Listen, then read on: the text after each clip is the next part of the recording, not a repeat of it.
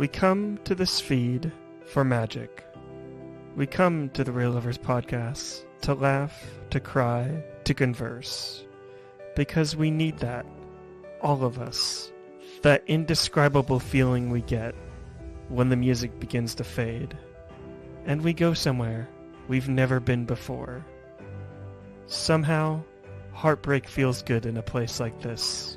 Our hosts feel like the best of all of us, and discussions feel perfect and powerful. Because here, they are the Real Lovers Podcast. Hello, everyone, and welcome back to the Real Lovers Podcast. It's been a minute since we recorded an episode, a main show episode. Actually, we did a summer movie wager, and we've been doing the M. Night Shyamalan series. But I've been summoned. Jury summons, actually. My name is Marley Silverbrand, your host as always, and joining me today is the host of the Cinema Pursuit podcast and also summer movie wager contestant, Vikash, and juror number 8, as it shows on StreamYard. So yeah, I'm not juror number 2. I'm juror number 8. What's up, y'all? How's everything? I'm doing great. We're recording this on June 8th, 2025. We don't really get too political on this podcast, but just bro, what? shout out. I don't even know what's going on. Literally, I don't have no idea what you're referencing. Well, no, I just want to just shout out like my friends and mutuals down in LA, just because of all the stuff that's going on there, all the unrest, all the protests and stuff like that. Hope everyone's staying safe. But other than that, I've been doing great. Watching a bunch of movies and trying to stay sane. So I'm literally out of the loop.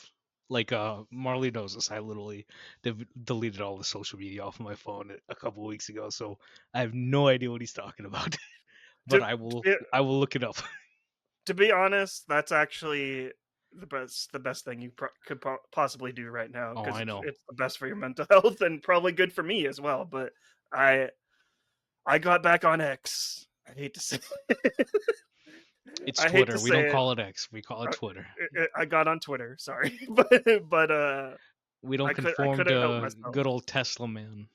Well, in my defense, a little bit to getting back on Twitter. I'm not fully on there. I'm only on there to just kind of communicate with my film buddies that aren't on Blue Sky yet or Threads, which. Anyone that's on Threads right now, you probably shouldn't be on there. So. Power of the internet, besides meeting a bunch of great people. Real quick story. On Twitter, I had mentioned that Ryan Coogler, because of Sinners, he had recently recommended a book on his podcast, Proximity Media Podcast, and from an Argentinian author. And I just retweeted like, hey, this is also something that y'all should check out. It's a vampire story that he personally recommends. It's pretty much on the nose, this recommendation, but like he recommends it. 2 weeks later from Instagram, I get a DM from that author. She has like 200,000 followers. She's like, hey, my friend told me that you mentioned that Ryan Coogler talked about my book. I'm like, yeah, like here's the link, here's everything.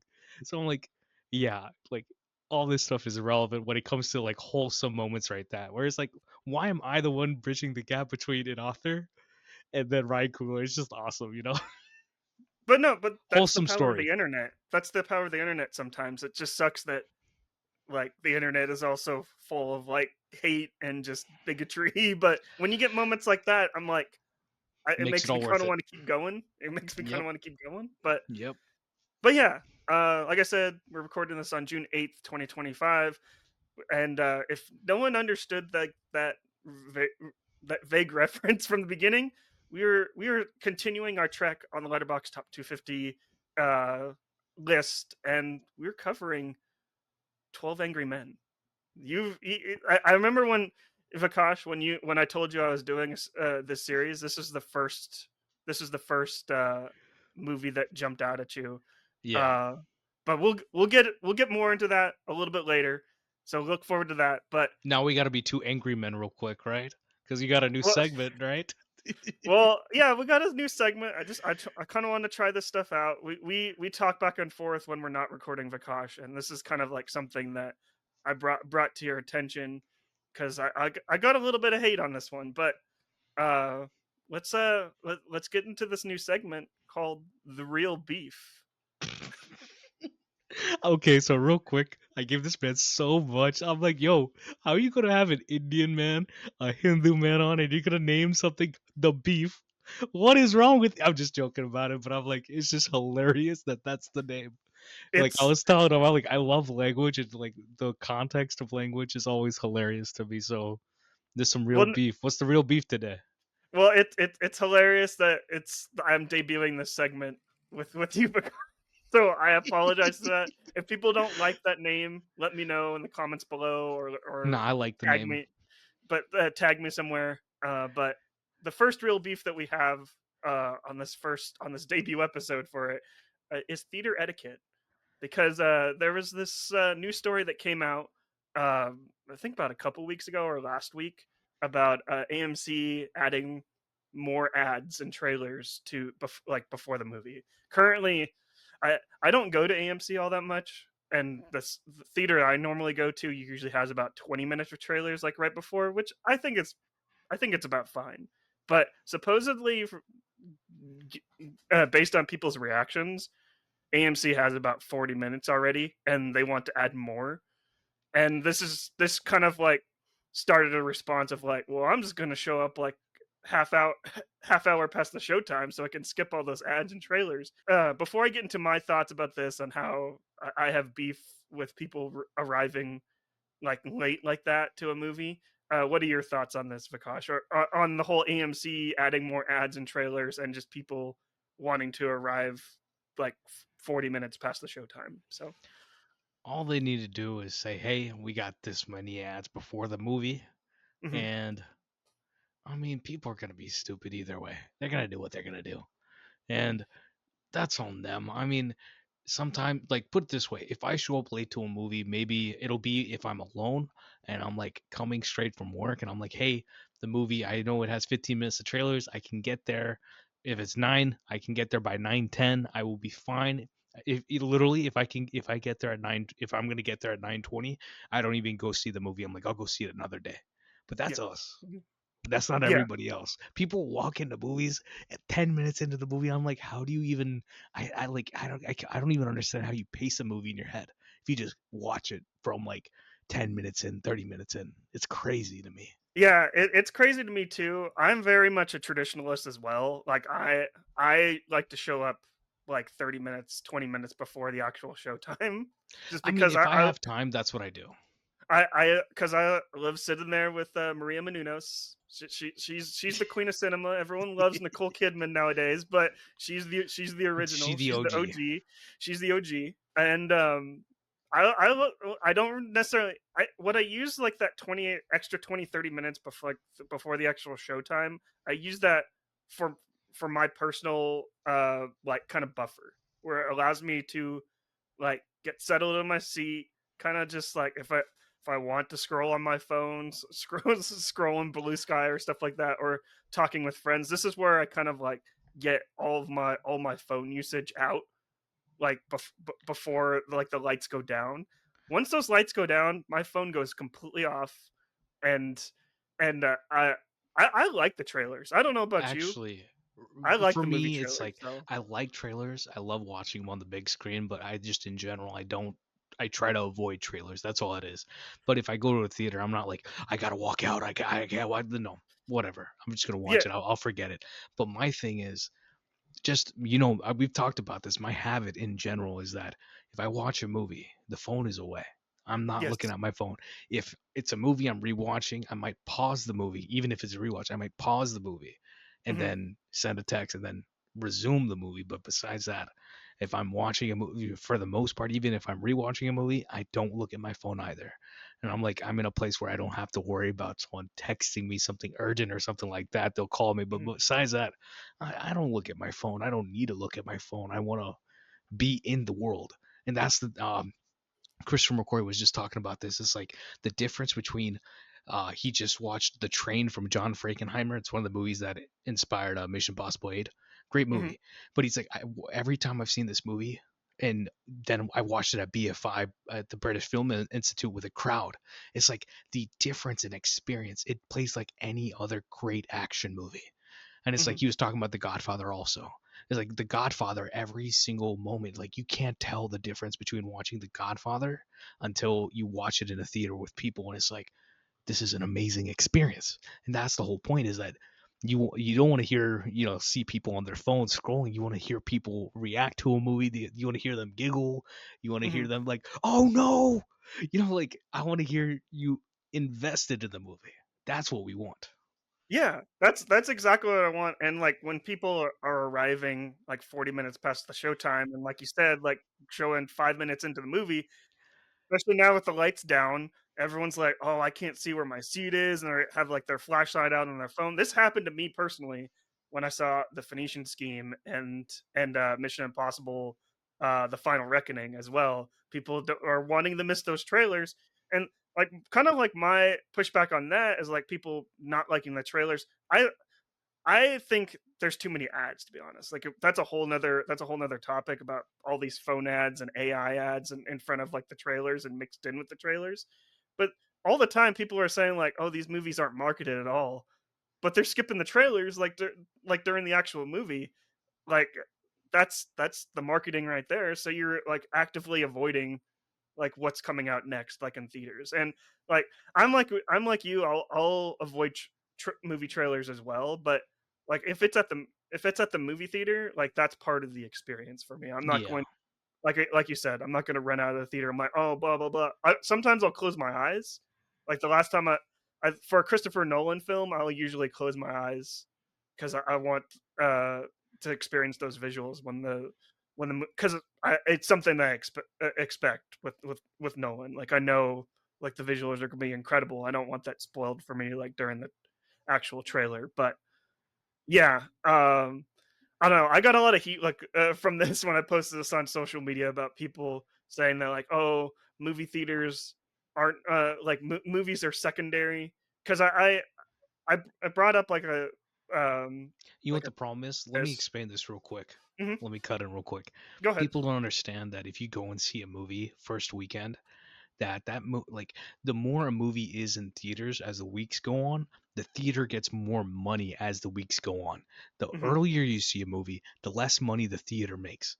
Yeah. So whether it's concessions, whether it's the ads, whatever they have to do, they have contracts and they're trying to make money. If you want theaters to stay alive, you need to be doing these things. Me and Zach talked about it. I sent you the link that we're talking about. Like, you need local ads. You need to figure out a situation where it's like you're showing movies or you're creating an environment within movie theaters that's bringing people to movies. That's just not only whatever new movies coming out. It could be a flashback movie, whatever it is. You need people to come for some reason, Yeah. even more than just general movies. So it's like I don't see the point of people complaining. It's like if you're Yeah. complaining, you don't understand that you don't understand the business. And Yeah. movie making, just as any other art, is a business. Like I was talking to my dad yesterday, explaining how they shot Mission Impossible. It was a $400 million movie, but they shot in London, so they get a 25% rebate on that. And then how studios will rent out their own space to a production. They'll create a corporation, rent it out to them. So they're paying themselves with their own money and paying, the money's coming back to them. It just counts as an expense. Mhm. And at the end of, the box office run and, DVD sales and everything else, then they're like, oh, yeah, we made a loss. There was a loss on this. But didn't you just pay yourself to do this? So it's like there's always little things going on where it's like, when it comes to the producing aspect, the studio aspect, there's a lot of things that people need to learn. I'm still learning. And Mhm. I mean, I just don't know what people want to be. They want to have, this is the brain rot. This is we always talk about media literacy. This is people not understanding the facets of the situation. There's a lot of people who want to, they got the Twitter fingers, but they don't have the Twitter, they don't have the intellect to talk about the business of film. And it's needed. You need to Yeah. talk about it. There's a reason why people are complaining like there's nothing getting production in LA. Literally, it could be set in LA and they'll shoot it in Europe because that's where it's the cheapest for them to do it. It sounds crazy, but that's what's happening right now. And I've personally heard some heated complaints, very heated complaints about this. And, Yeah. I understand why. I don't like movies that are all set in sets. Even though this is a movie set in a set, it doesn't Yeah. feel like it's set in a set. Yeah, for sure. But I know I know what you mean. People need to understand like how the business works and and how these movie theaters need to actually make money.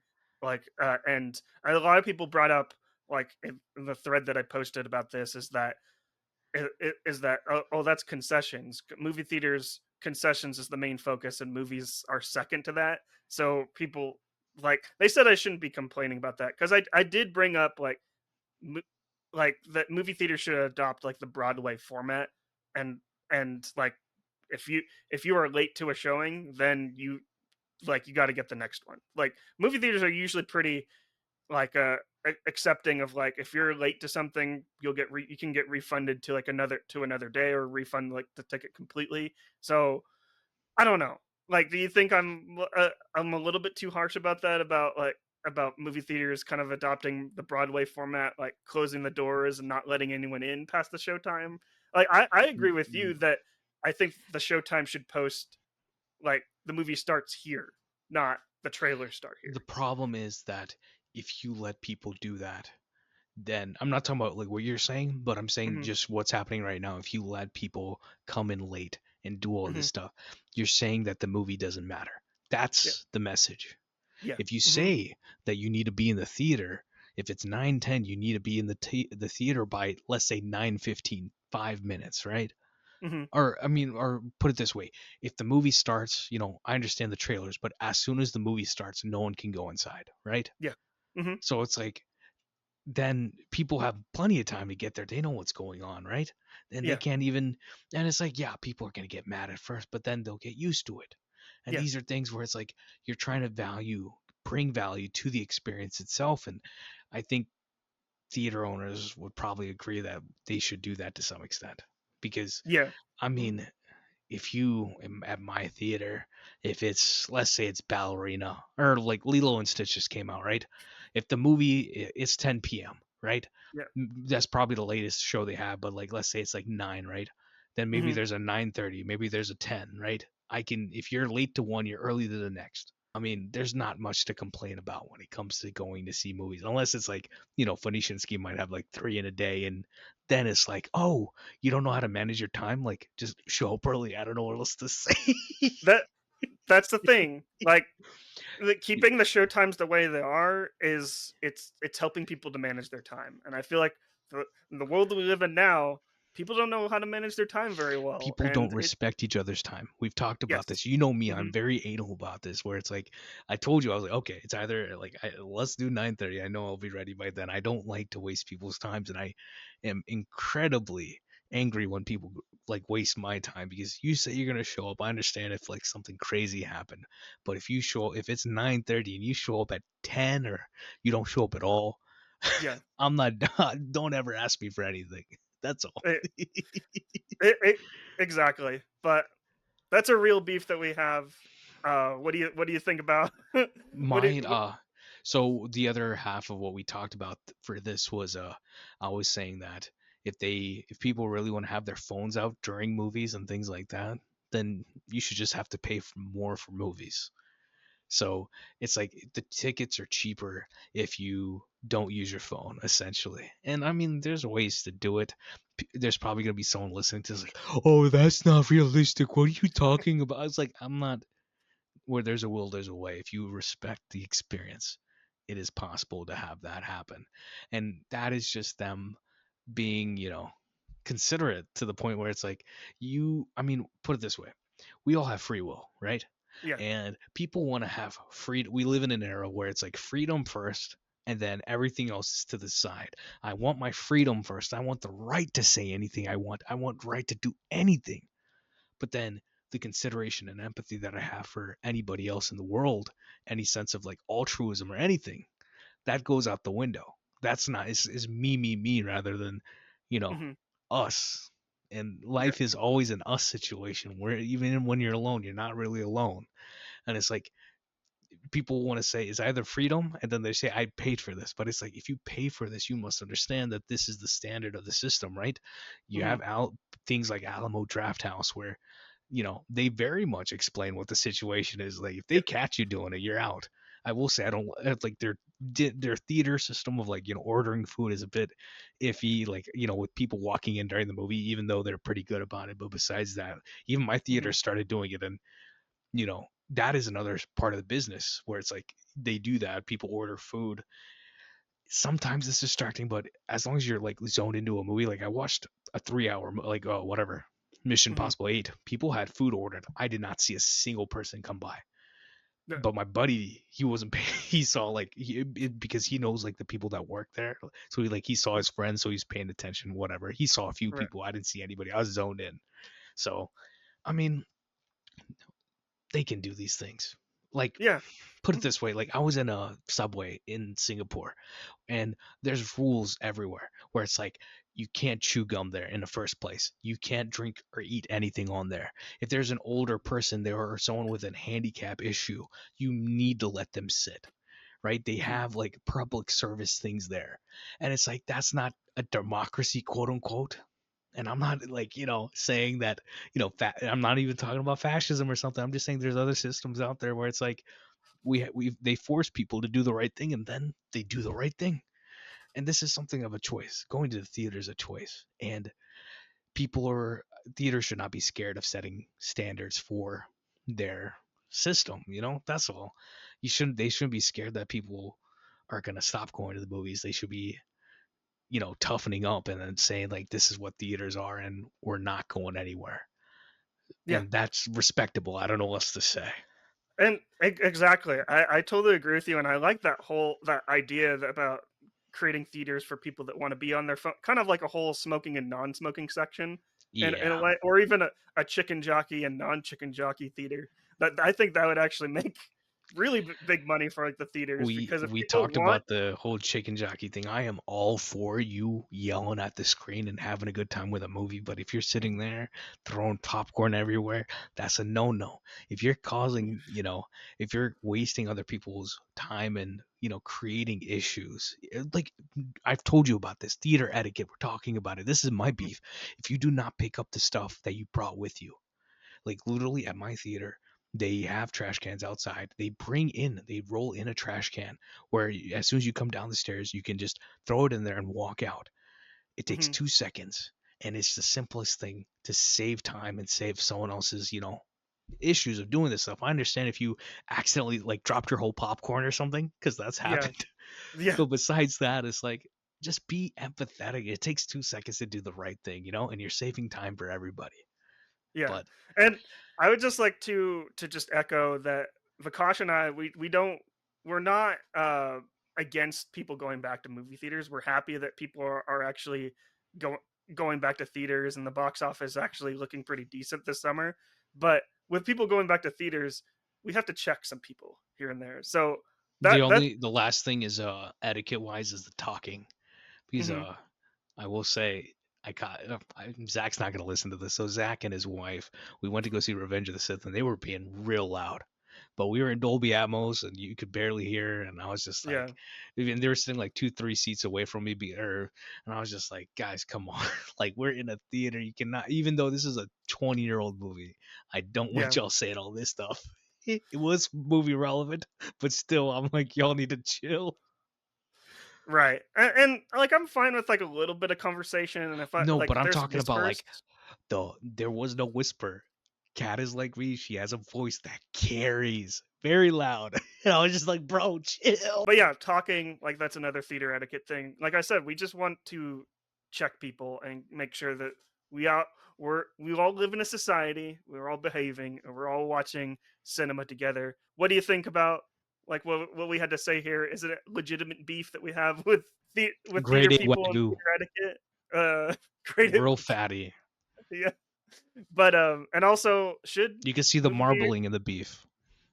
should movie theaters adopt like a separate for like a smoking and non-smoking section, like cell phone usage and non-cell phone usage, like Vikash said, or should movie theaters just adopt the Broadway theater policy where if you're late to a showing, uh, Both, both. yeah, Well, let us know in the comments down below. We'd love to hear from you. But Vikash, this is the first main show of the Real Livers podcast that you're on. So our next segment, it's a traditional segment that we always do. You like Letterbox, right? I know you said Yeah. that you're not. Letterbox sponsor the pod, Yeah, sponsor all the podcasts, sponsor sponsor the Cinema Real Pursuit. Lovers, Cinema Yeah, Pursuit. We only talk about good movies and we talk about movies we love. So it's like yeah, you just gotta just sponsor us. We're literally doing the Letterbox 250. It is right. almost a crime that Letterbox isn't sponsoring this podcast right now. What's going on, y'all? Yeah. Well, I wouldn't say it's a crime because I don't want to like It's a call them out, crime. but It's a it's crime. It's a but you know crime. They that don't little even know about us, but it's a crime. you, you see that little recent activity on your Letterbox app when you go to Yeah. your Letterbox profile. It's called a last four watched. So Vikash, it, for your first last four watched segment, what are your last four watched? Okay, I'm gonna go old to new because it's Okay. funny. Hmm. Okay, so we got Mission Impossible 8, The Hmm. Final Reckoning, uh slowly beat out by like Andor. I don't know why you can't log TV on there. I want TV to be logged on Letterbox because You it's can like log I some. You can log log some TV some, but shows. not like not P like I can't log Breaking Bad. I can't log, Andor. Andor was fantastic. But Yeah. I watched Mission Impossible 8. I had a great time with that.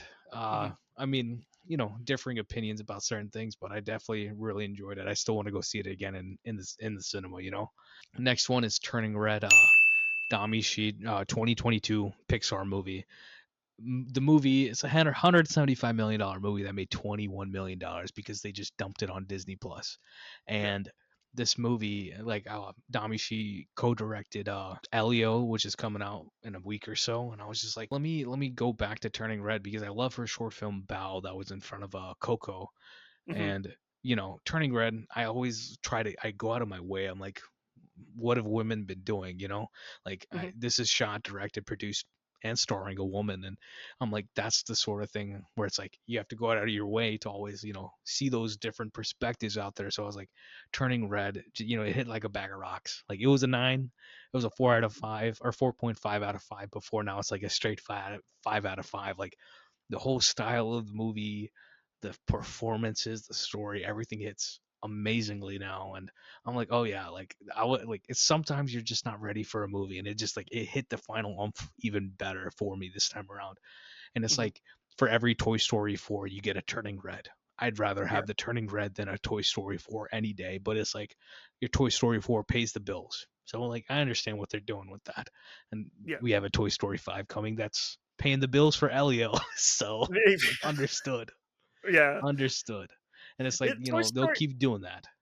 Toy Story 5, the premise sounds interesting, but I don't even know the premise. I don't even want to know. I will live in ignorance. okay, okay. That's the I ignorance won't. I want to live in. I'll keep your ignorance as bliss. So But no, but genuinely rewatching Turning Red, I'm like, I was literally laughing so hard. Like I was laughing hard during Mission 8, but I laughed harder in Turning Red.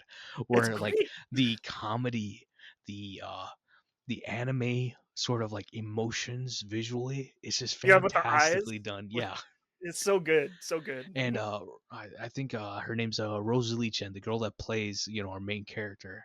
She Mhm. is fantastic, and I'm just like, there's just so much sauce in that movie, and it's like I don't really have much to relate to a teenage girl and a boy band and all this stuff, but I'm like, it's just so funny, it's so awesome, and I do love the song.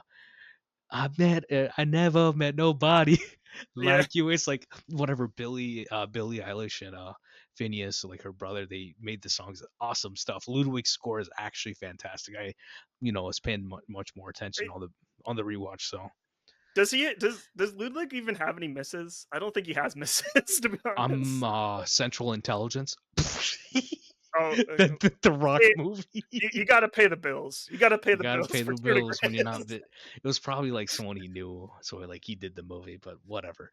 I don't Uh think I've ever seen that movie, to be honest. Last movie. It came out in 2008. It is a romantic comedy, 27 Dresses.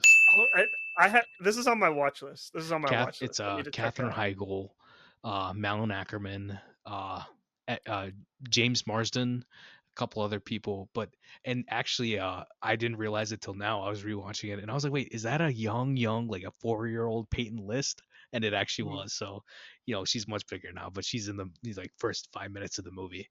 But Mhm. it's one of those movies where it was on FX and I constantly was rewatching it then. And I'm like, I don't Mhm. know why I'm rewatching this, but I really like this. Like me and my dad would rewatch it all the time. It's like we watch action movies and then we watch 27 Dresses. Like we watch everything. And Mhm. it's just one of those movies I go back to it. I'm like, is this gonna get worse? Every great movie I know, I'm like, is this gonna get worse? Nope. It still hits the notes. It hits Mhm. every single note. It's got the framing of the 2000s, which is great compared to now. Mhm. And every single bit of the comedy, the story, everything hits. And obviously, like I said, shot, directed by women and written by women, starring women. And it's like, come on. It's like, this is what you want. So it's like, 27 Dresses. Go watch it if you haven't. It's just a fun time. Even if you all just give it like a 7, that whatever. That's fine with me, but like it's legitimately one of my favorite movies. Like I would always love to make a romance movie like that. So, That's like I said, that's in my watch list, and I love movies like you said from the early 2000s. Uh, Everything you kind of described, kind of it like that movie that means something to you, like that. That's kind of like Legally Blonde for me. yeah, Where every single time very I rewatch cool. that movie, I'm like, is this gonna like drop off a little bit? And like you said, nope.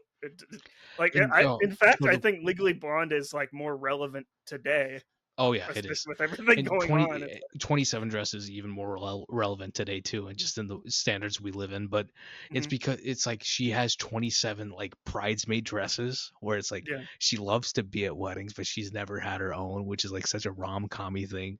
And it's Mhm. like the whole story of the movie is like she finally has someone like reporting on her about her story, and something happens. It's the whole rom-com thing. It's awesome, real Yeah, funny, real insightful. Honestly, and Judy Greer plays the best friend, and Judy Greer is always a win. So yeah. yeah, check out 27 Dresses. What are your Yeah, recent activity for? so your last 4 watched was, Mission 8, Andor, Turning Red, and then 27 Dresses. That's a great last 4 watched. My last 4 watched, I'm gonna go from recent to old just like you did.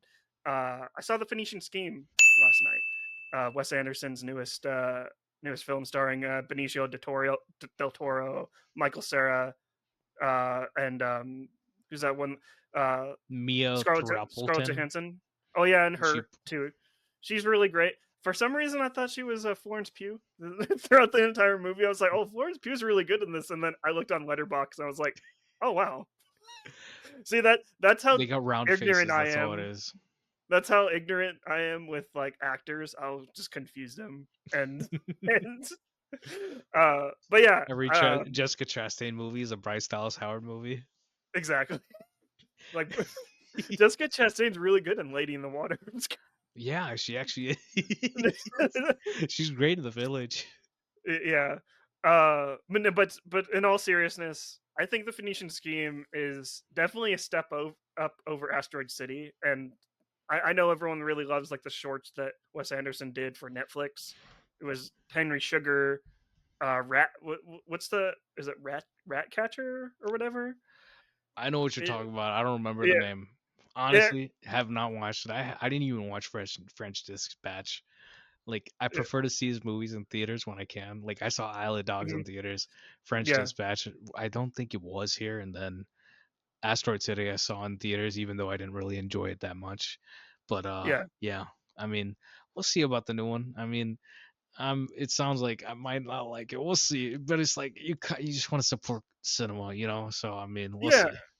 It's I've been hearing a lot of criticism for this movie. It's like, oh, Wes Anderson's just doing the same thing over and over, and I'm like, if he's doing it well, let him do it. I've always kind of seen Wes Anderson as kind of like a exclusive club where he just kind of like makes movies with his friends and kind of invites people along the way, and as long as he's not doing anything like bad like in that club and See, the or thing like is, like, abusing anyone, I don't when it have a problem with that. So when it comes to a director, when the director has like a specific style, it becomes a shtick. yeah, But his shtick is good, you know. So and people like it. So I mean, like it's very much created a whole world and a whole culture. Yeah. So there's nothing to take away from him, but it's like I don't know. Everyone What? else as an artist, you might want to feel the need that every story is, you need to change it up and, go and direct a movie according to that. But he himself, when it comes to his movies, when it comes to the style, the way he shoots it, the way it's composed, Hmm. everything top to bottom, from like Robert Yeoman, who shot pretty much all of his movies, if not, yeah, all of them, if not, you know, A couple, I without think. one. So, I mean, it just matters that he's essentially keeping the same creative team. He's doing exactly what like a Nolan does.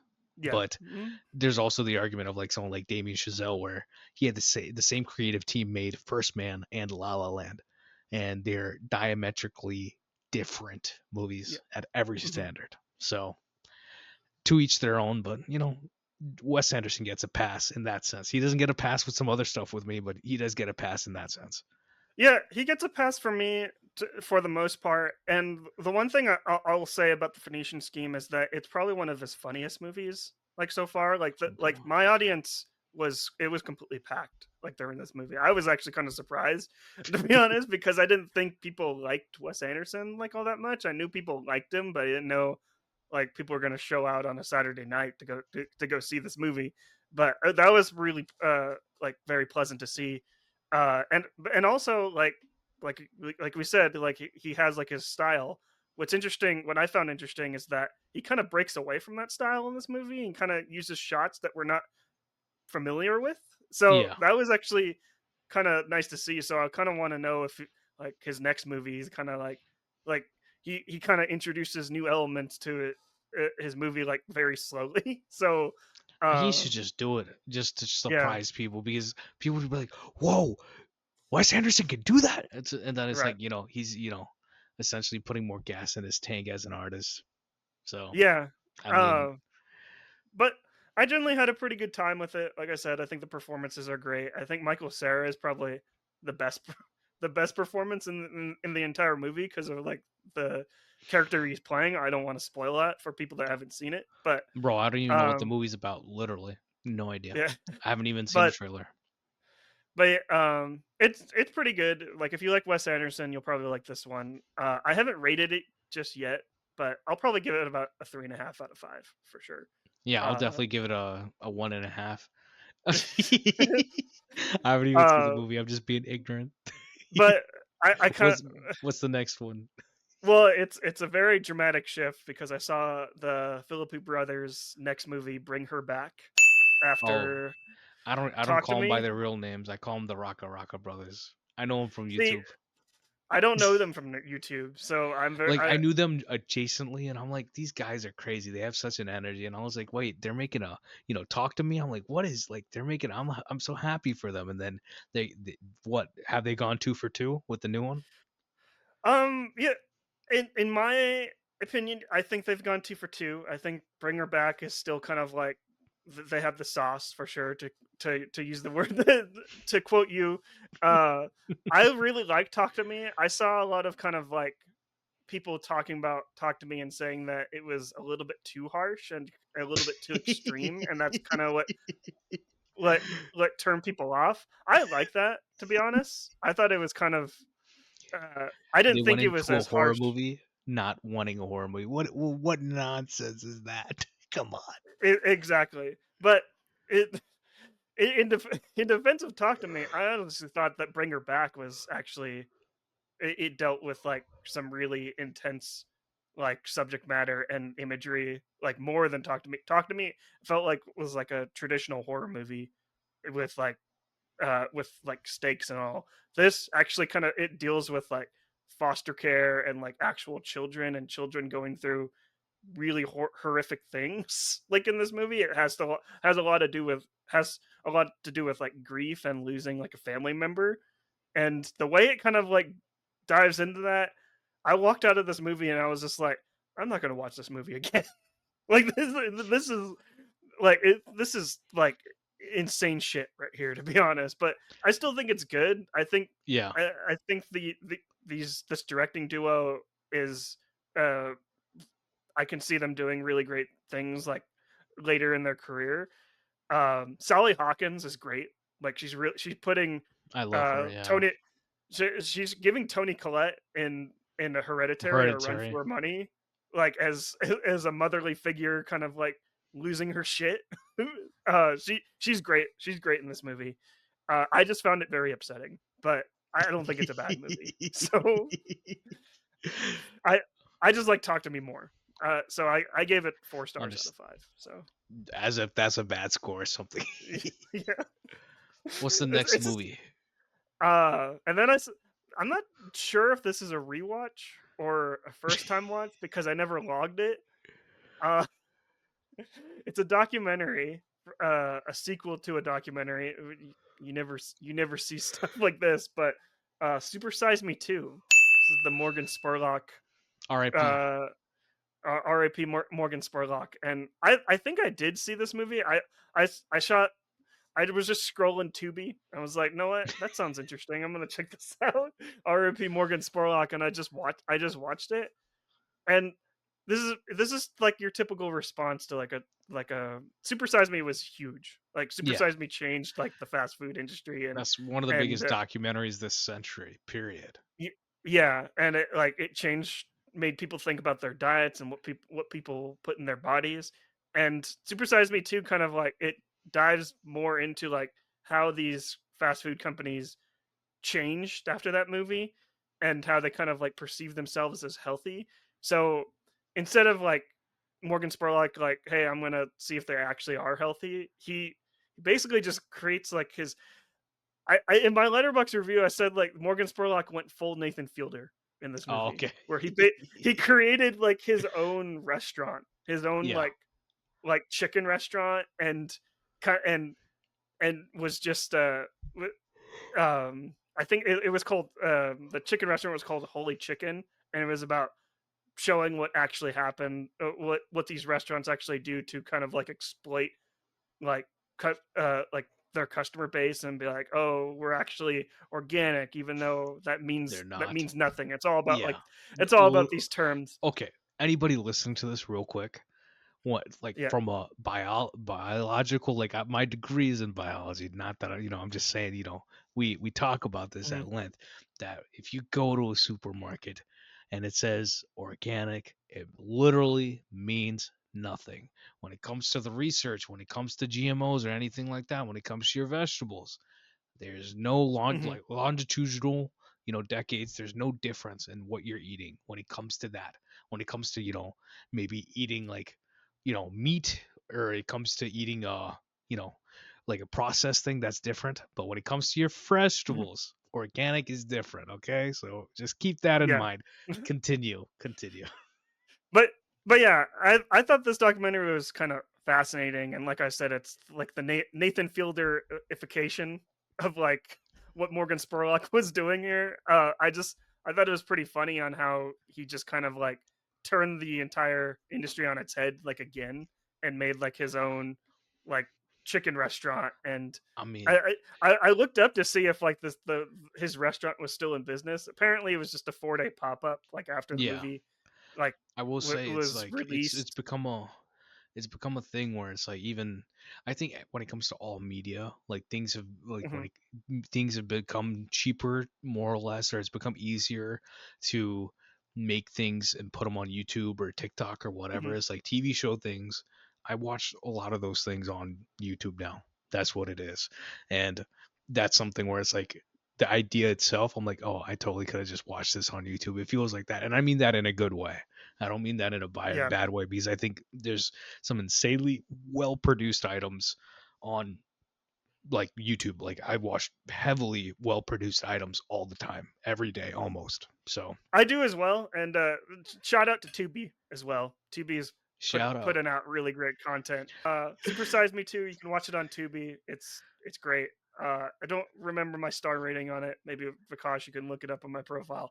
But it's it's just like I said, the Nathan Fielder uh, Super Size Me version. But rest in peace, Morgan Spurlock. The last movie that I watched was Mountainhead.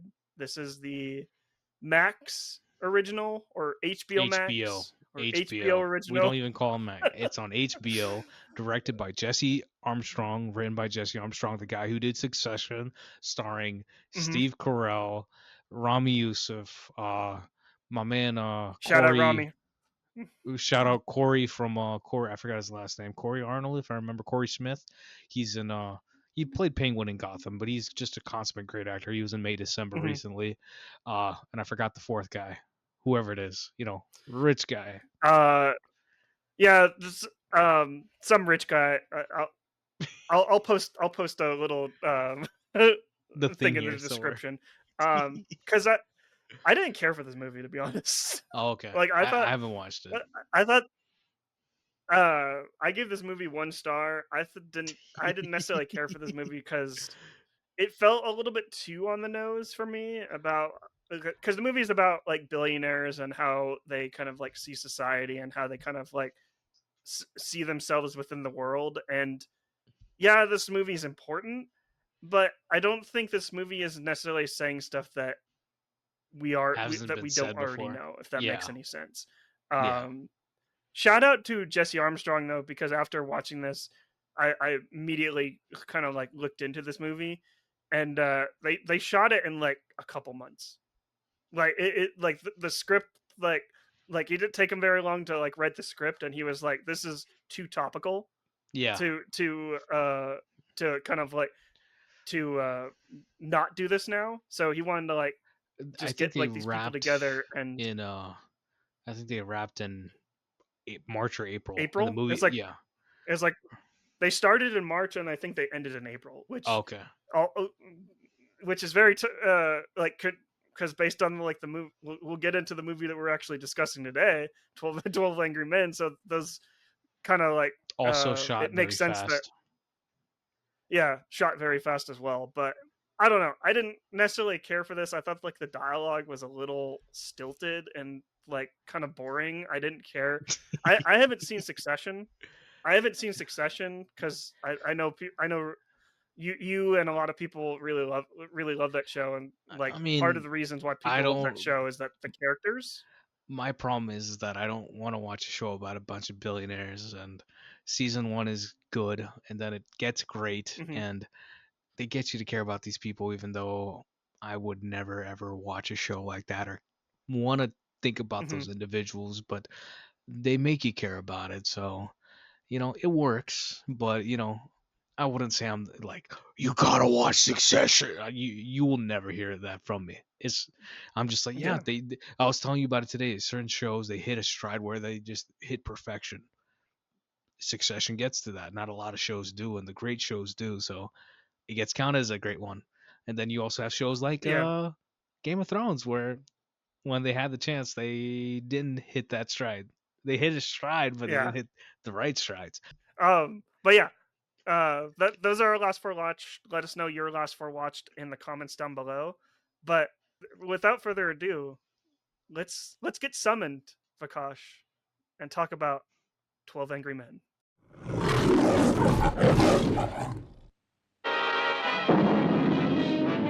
On the point of that knife, a man's life is at stake. I'm just saying it's possible. And I say it's not possible. I want you to watch this because I don't want to have to do it again. I'll make myself about 6 or 7 inches shorter, okay? It's about right, maybe a little more. Okay, a little more.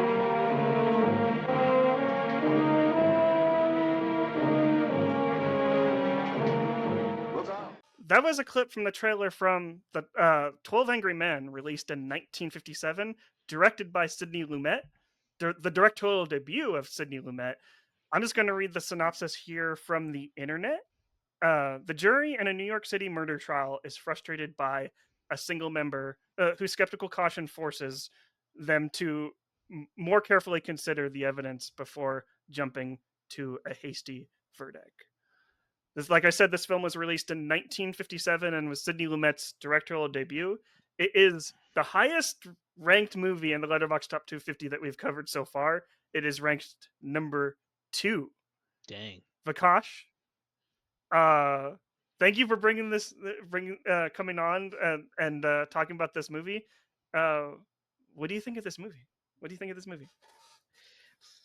So, genuinely one of my favorite movies of all time. If there's like, Mhm. you know, I wouldn't say an island movie because I might go with like an action movie, but if there was a desert island movie, this is definitely in consideration because it's truly one of the movies where every single thing, this is what you show in a class, this is how you do everything in a movie correctly. And this is pure perfection to me. And I'm like, it's been a long time since I've seen the movie, even though I talk about the movie all the time. I, somehow just you always find a love for this movie. And Mhm. there's nothing bad to say about this movie. I say there's only two mistakes in this movie, and they don't even matter. Like you can see the camera and the shadows twice in the movie, and I'm like, who even cares? They are doing so much with I this. wasn't even looking. So. I mean, like I see those third of things, and I'm like Dunkirk is a perfect movie. Besides some continuity with some reflections on like while they're in the Mhm. planes, and I'm like, it literally doesn't matter. And I'm like, Yeah. those are like quote unquote issues, and it's like every single masterpiece has those quote unquote issues. Like Robert Zemeckis complains about Back to the Future, like, oh, there's a couple shots that are out of focus. I don't really. I wish I could have gone back and done that. It's like they just complain about their own work. That sort of thing, where it's like there's literally nothing to complain about when it comes to perfect movies. And it's like that's how little they're like that's how you have to really, really nitpick to find issues with amazing movies. And this is one of those movies where I'm like, it's an instant recommend. It's always an instant recommend. What about you?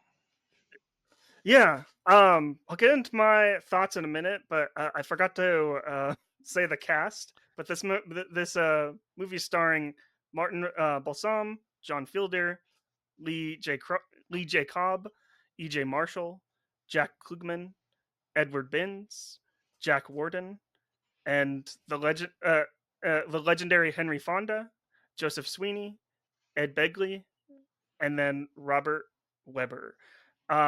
This is a first time watch for me. I haven't seen this film before.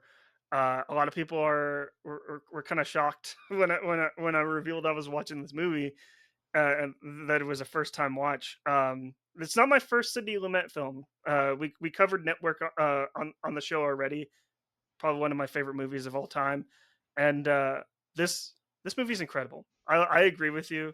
This is the definition of a perfect film. And when I found out that this was a directorial debut, like uh, Crazy. I absolutely like this is the definition of a directorial debut. This is what people should strive for, especially since how simple this movie is. I appreciate simple movies, and this is kind of I saw a lot of people, especially on Twitter and just social media, like talking about this film, and this is the film that made people want to make movies, and I can totally see that just because this is if you're going to start making movies, this is how you want to start out. You want to start out.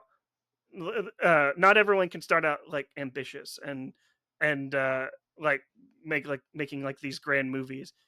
You got to start off simple, couple of sets, just get people in a room talking and have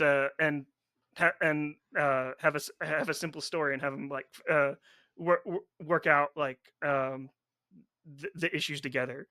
But I I thought this movie was incredible, and we'll get into it when we start getting the spoilers and breaking down this movie like further. But yeah, that's my some of my thoughts. Here's just let me pull up my notes real quick. I will say real quick that I did see this movie. Like this is a movie I saw in a class. I seventh, eighth grade, I was in a theater class. It's one of the classes I chose to be in, and Hmm. uh, I like it's so like it's always a learning experience when you go into like theater. Even though I've never done theater, I would have probably in a different life done it. But we watched Oklahoma with Hugh Jackman, Sweeney Todd, Cats. Like we watched legitimate plays, but we also watched like Baz Luhrmann's Romeo plus Juliet. We watched 12 Angry Men, and at first, I think this is one of those movies where it's like, why would you watch a black and white movie? And then he throws down the knife on the table, and then you're just like you're pulled Mhm. into the movie. You're like, yo, whoa, what's going on? It's Right? like, but it's like every single time, it's one of those movies, and it's like if I took nothing from the experience of being in a theater class, it's like this movie like shifted everything for me. Where it's like, oh, I'm like, this is the argument where it's like, yeah, you can have this in a theater, but it's not better than the cinema. Like, this is not better than what Sidney Lumet did, you know. And people have tried to Mhm. remake this movie. They made a remake in like '97. Will Friedkin made one, great cast, Mhm. but it's still not this movie. And this like they didn't understand why this movie was this movie. So keep going. Right. Yeah. Just some quick factoids about this movie. Like I mentioned, like in my last four watch, Mountainhead, that was made in a very quick time. This was made in a very quick time as well because of their rigorous rehearsal schedule. Sidney Lumet basically got all these actors all in one room and basically told them like interact and go through the movie until you start uh, uh, knowing your characters and start kind of start interacting in like this small room together. Essentially, like like a Saw movie in a way. Like lock it. Like So this movie has a lot of horror elements as well. That's something that I saw a lot of people like if you're not really into like courtroom dramas, like kind of watch this movie like a horror movie because it's very similar to something like Saw or something like that. But yeah, it only took 21 days to film this movie, and it just like I said because of the rigorous rehearsals and had a budget of $340,000, which or it's adjusted for 350, but yeah, it's like yeah 3.5 like $4 million essentially. yeah 2.9. The adjusted for inflation, I had like 2.9 million. Or it's Like 3 point something. I checked. okay, it's but it's yeah, it's uh, it's it's like $4 million. But even then, it's like, yeah, you know, Sidney Lumet is like, whatever, Iron Man in the cave. Like, this man with scraps made one of the greatest movies of all time. And it's, he was directing TV for about 4 years before this, but this is his feature debut. And hmm his process, Sidney Lumet's process, has always been the same thing where it's like, certain people don't like to rehearse and do all that stuff, but he will always, whether it's like a empty warehouse with like you know taped off sets and stuff like that, where it's like, like, this is the house, this is this place, he will rehearse an entire movie. And he always through his entire career always rehearsed and always believed in that process, and he had his reasons why he did it. Because it's like, hmm if you rehearse it, then you know what's going on and you can shoot fast. And he's like, literally, we shot this movie, we had the lighting, at the beginning of the movie, we had the lighting during the storm when it's raining, and then we had the lighting when we turn on the lights when it gets dark. And it's like, hmm if we're in a place where a certain shot happens, we get all the shots within that period in that area with this lighting specifically, and then we move on. And it's like, hmm when it comes to, he was like, yeah, like, when you do TV, you don't have time. Like, there's certain shows where it's like they have 9 days, 9 production days to shoot 60 minutes or 45 minutes or, you know, 30 minutes of hmm work, and they work pretty rigorously. So it's like, it's always helpful that you can do that sort of thing. So hmm Sidney Lumet was one of the greats, period. Really one of the greats. And what I've noticed, like especially with this film and Network, Sidney, I'm not. Like when I get into his other movies, I'll have to see if he kind of keeps with this. Is that he's really good with like pressure cooker type situations. Like there's a pressure He's cooker situation of like of oh they got to figure out like this case like by the end of the movie, which gives like a very like I know like what you said they kind of like they shot kind of out of order like for this movie, but it gave a very real time like they shot in real time because Yeah, uh or in it sequence. hmm? What was They it? shot. It feels like they shot in sequence, but it's Yeah, not it feels shot like in they shot sequence. in sequence in real time. And you know what the problem is? Like, we live in a very bloated era of like streaming and all this nonsense. Even though we both hmm watch a lot of streaming stuff, uh, Yeah. the sauce of this movie, you will not have it. Nowadays they'd be like, "Oh, we're adapting 12 Angry Men. We're gonna make it 6 hours, 10 hours, 12 hours story instead of it being 95 minutes in and out, no nonsense. This is like hardcore. Like this is like my biggest argument is that this plays like an action movie. This is a quality thriller to me, Hmm. and it doesn't look like it's a thriller, but it is a thriller. And it's like y'all, they want hours of stuff. They don't want, they don't want the 90 minutes. And this 95 minutes is 68 years old, and it's took 19 days to make or whatever it is, and it's still swinging in our era. Like Vikash, it's I'm so gonna relevant. pause real quick. Yeah. I'm gonna pause real quick.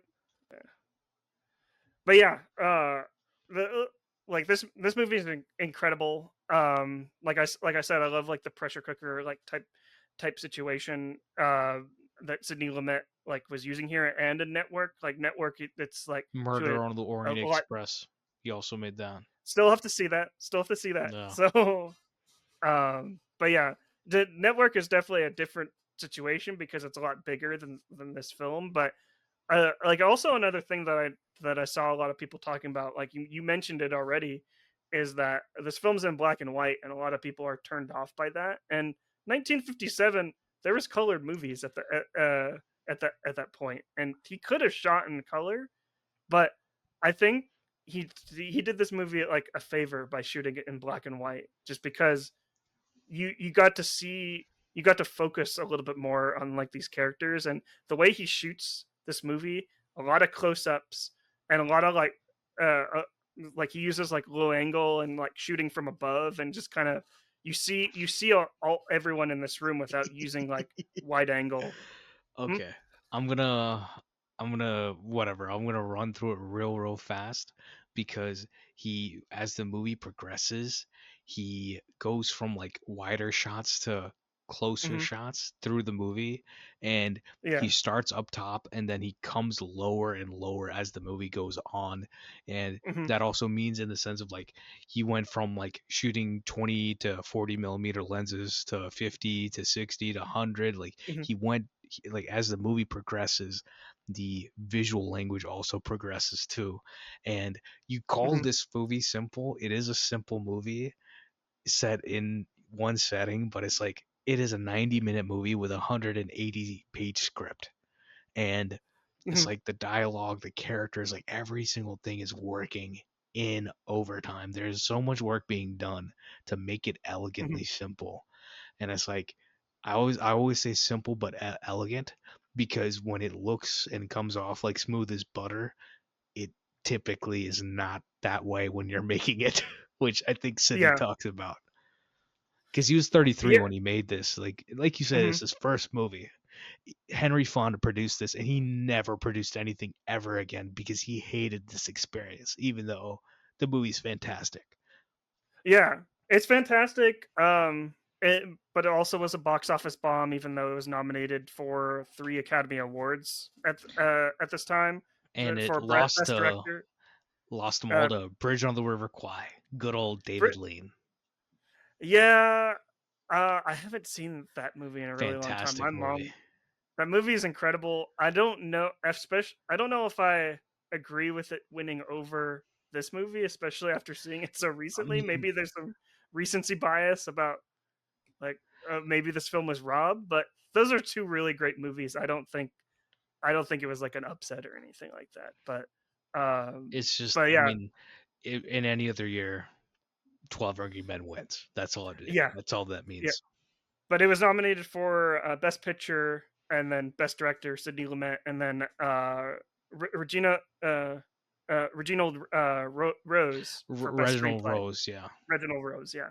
Because he Uh, wrote the teleplay. This was originally on TV, and then I think Fonda saw it on TV. He's like, "Whoa, the script's really good. We should make this into a movie," and then they made it into a movie. mhm, So it was a lot. Like, even there's a lot of creative people. Boris Kaufman, who shot the movie, there's a whole process of like creativity coming together, and really trying to do something earnest with this. And like you said, $350,000, a $4 million budget, which is a shoestring for them then, and it is now too for productions. So Yeah. they did something compelling. It's like, you know, Moonlight was $1 million, and even that's a feat in and of itself nowadays. Hmm. So it's like, I would love. I think so. My dad loves this movie too, and one of the conversations we always have is that this is a movie that's possible. It's cheap. It's elegant. Like, this is exactly the sort of movie people should be making, because Hmm. if you made this for $4 million today, let's say you made it for 10 million, you put it out at the right time. Like, it just feels like people don't see these movies anymore. But if they did and the hype was right, you could make it 50, $100 million, and that's a big profit. And then you keep going. You can make bigger, better movie, quote unquote, better movies. But you should always make movies like this. Well, no, and this is kind of goes back to, like, I think you said on a previous episode, Vikash, about I think on your podcast actually. This is why Cord Jefferson says we need to make more $25 million movies instead of Yeah. like $200 million movies. Yeah. I think that's the quote that he said. But this is the movies. These are the type of movies that Cord Jefferson's talking about, like making these very small movies. And I say simple movies, but I don't mean simple like it was easy to shoot. Like, obviously, like it was like a rigorous production with like the whole rehearsal stuff, and how you said Henry Fonda didn't didn't want to produce anything after this. But just because something's simple doesn't necessarily mean that uh, it's easy to do. And Yeah. yeah, and going on to, like, I also thought it was interesting kind of looking in some of the facts for this movie is, like, Henry Fonda doesn't like the way he looks like on film. So, like, when this movie screened, like during the premiere, he got up and left. But the one thing that he told Sidney Lumet, he said, "This movie's brilliant. Like, this movie's Oh, perfect." so what? So this is from Sydney's book, Making Movies. Which, if you're listening to this, read Making Movies. Is just a Hmm. fantastic book. But he's talking about how they'll have dailies. So like Hmm. so once the film's processed, they'll like watch certain scenes or like certain footage, Hmm. and uh, so you're doing it while you're shooting the movie essentially. So it's like Hmm. Fonda, yeah, he would be there because he has no choice because he's a producer, and yeah, he did tell him that, like, this works brilliant. But he was also talking about Pacino, how Pacino would come in and watch it, and be like, I kind of messed up there. Let me go. Can we do that again? And they're still shooting the Right. movie. So it was like, talk to the line producer, try to get this done again. And Lumet was like, yeah, every time I reshot with Pacino, whatever he fixed was always better.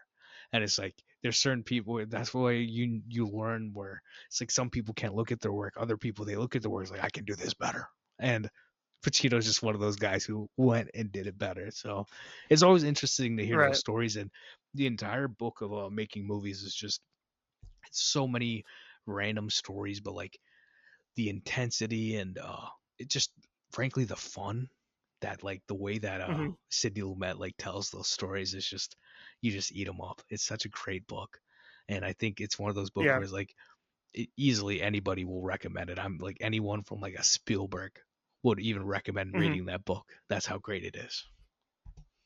Yeah, I definitely want to check out that book, especially after seeing this movie. And I but think it's yeah, actually available uh, online. Like, if you just like Google it, it's online.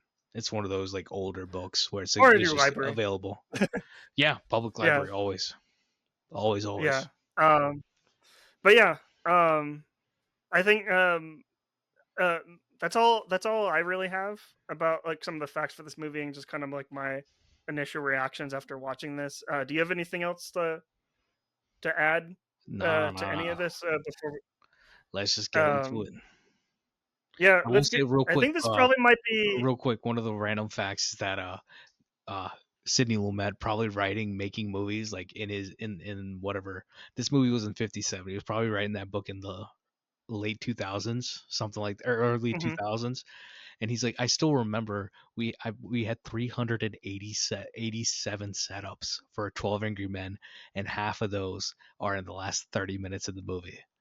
And he's like, mhm, people don't sometimes understand that if you have the same pacing for your movie it's not going to work because people are going to get tired of it. You have to change up the pacing, whether it's the music, whether it's the shot mount, like the amount of shots you have to change it up so people keep staying interested in your movie. So it's just like, if you read what he's talking about, and it's like, wait, that makes sense. Why did I not even think about that? It's like, oh, it was like, Sidney Lumet was just one of those like seasoned directors. So only they can tell you those things. So it's like you learn from them, even though you might never make a movie. You learn the process of like why these things work, why people do these things. Mhm. So yeah, let's get And into it the goes movie as back. a whole because, like you said, the movie's simple. It takes 2 minutes to get Yeah. started. 2 minutes. That's it. See, okay, but adding on to like what you said, it's like learning like how this movie was made. Like goes back to like what we said at the beginning of the podcast. People need to learn how the business works, learn how movies are made.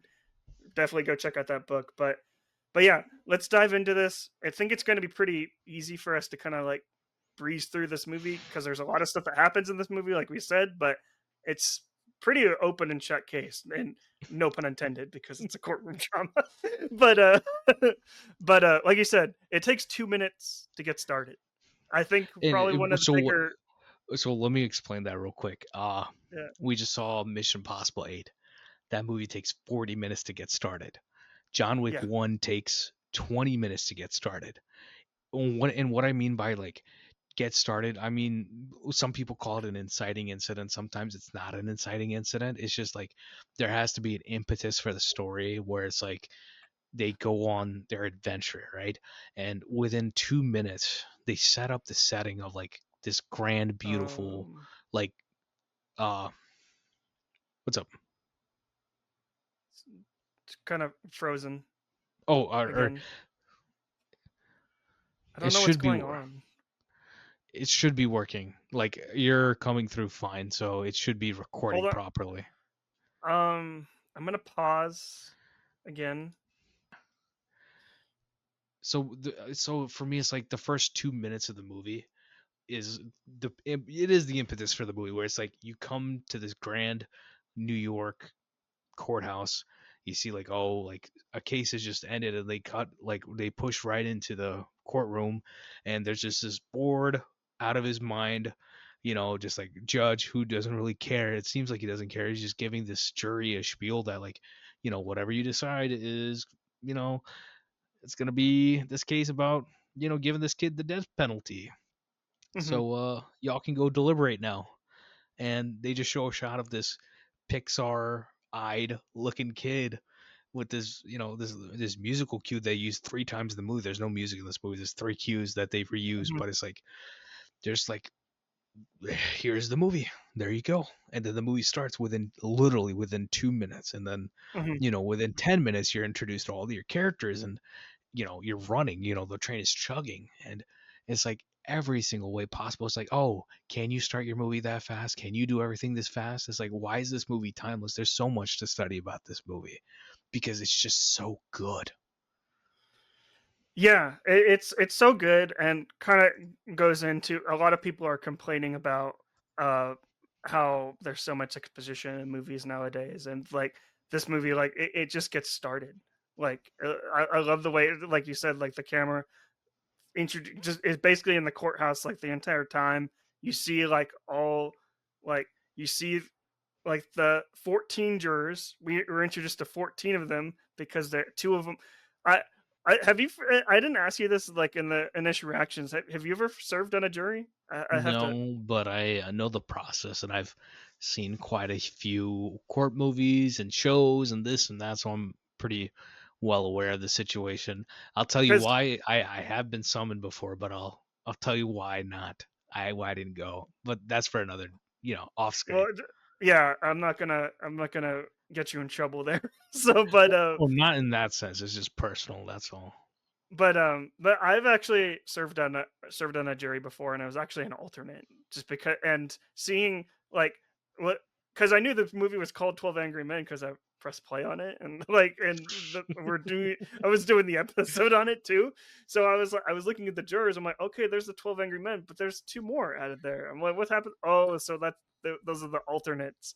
Yeah. And I was an alternate on a jury before, which is probably it's very deflating in a way being an alternate on a jury, just because You you don't get to have to participate, no, you participate. You participate. You have to be there throughout the entire but trial. like But you like don't when you have to. actually You don't get to deliberate, make a decision. Yeah, when exactly. you when you actually deliberate, they're like, "Oh, you're excused." And I'm like, "So you're telling me I wasted all this time? I didn't waste that much time." But so seeing them get like But excused, it was very traumatic for me. so for So, anybody who doesn't know, if the if something happens, let's say someone got sick or something like that, or and then your trial, your jury, mhm, you're down one person, you replace him, then mhm, another person goes down, you replace them, and mhm, then something else happens, then you don't have any alternates, then the case essentially gets thrown out,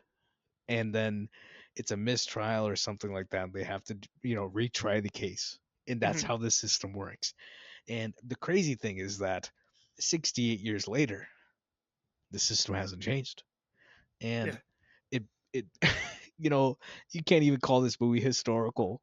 Like it's still relevant in that sense, where it's like the same situations happening, where it's like these people are in a dingy room trying to Yeah. figure out the Well, situation of a deliberation of a court case.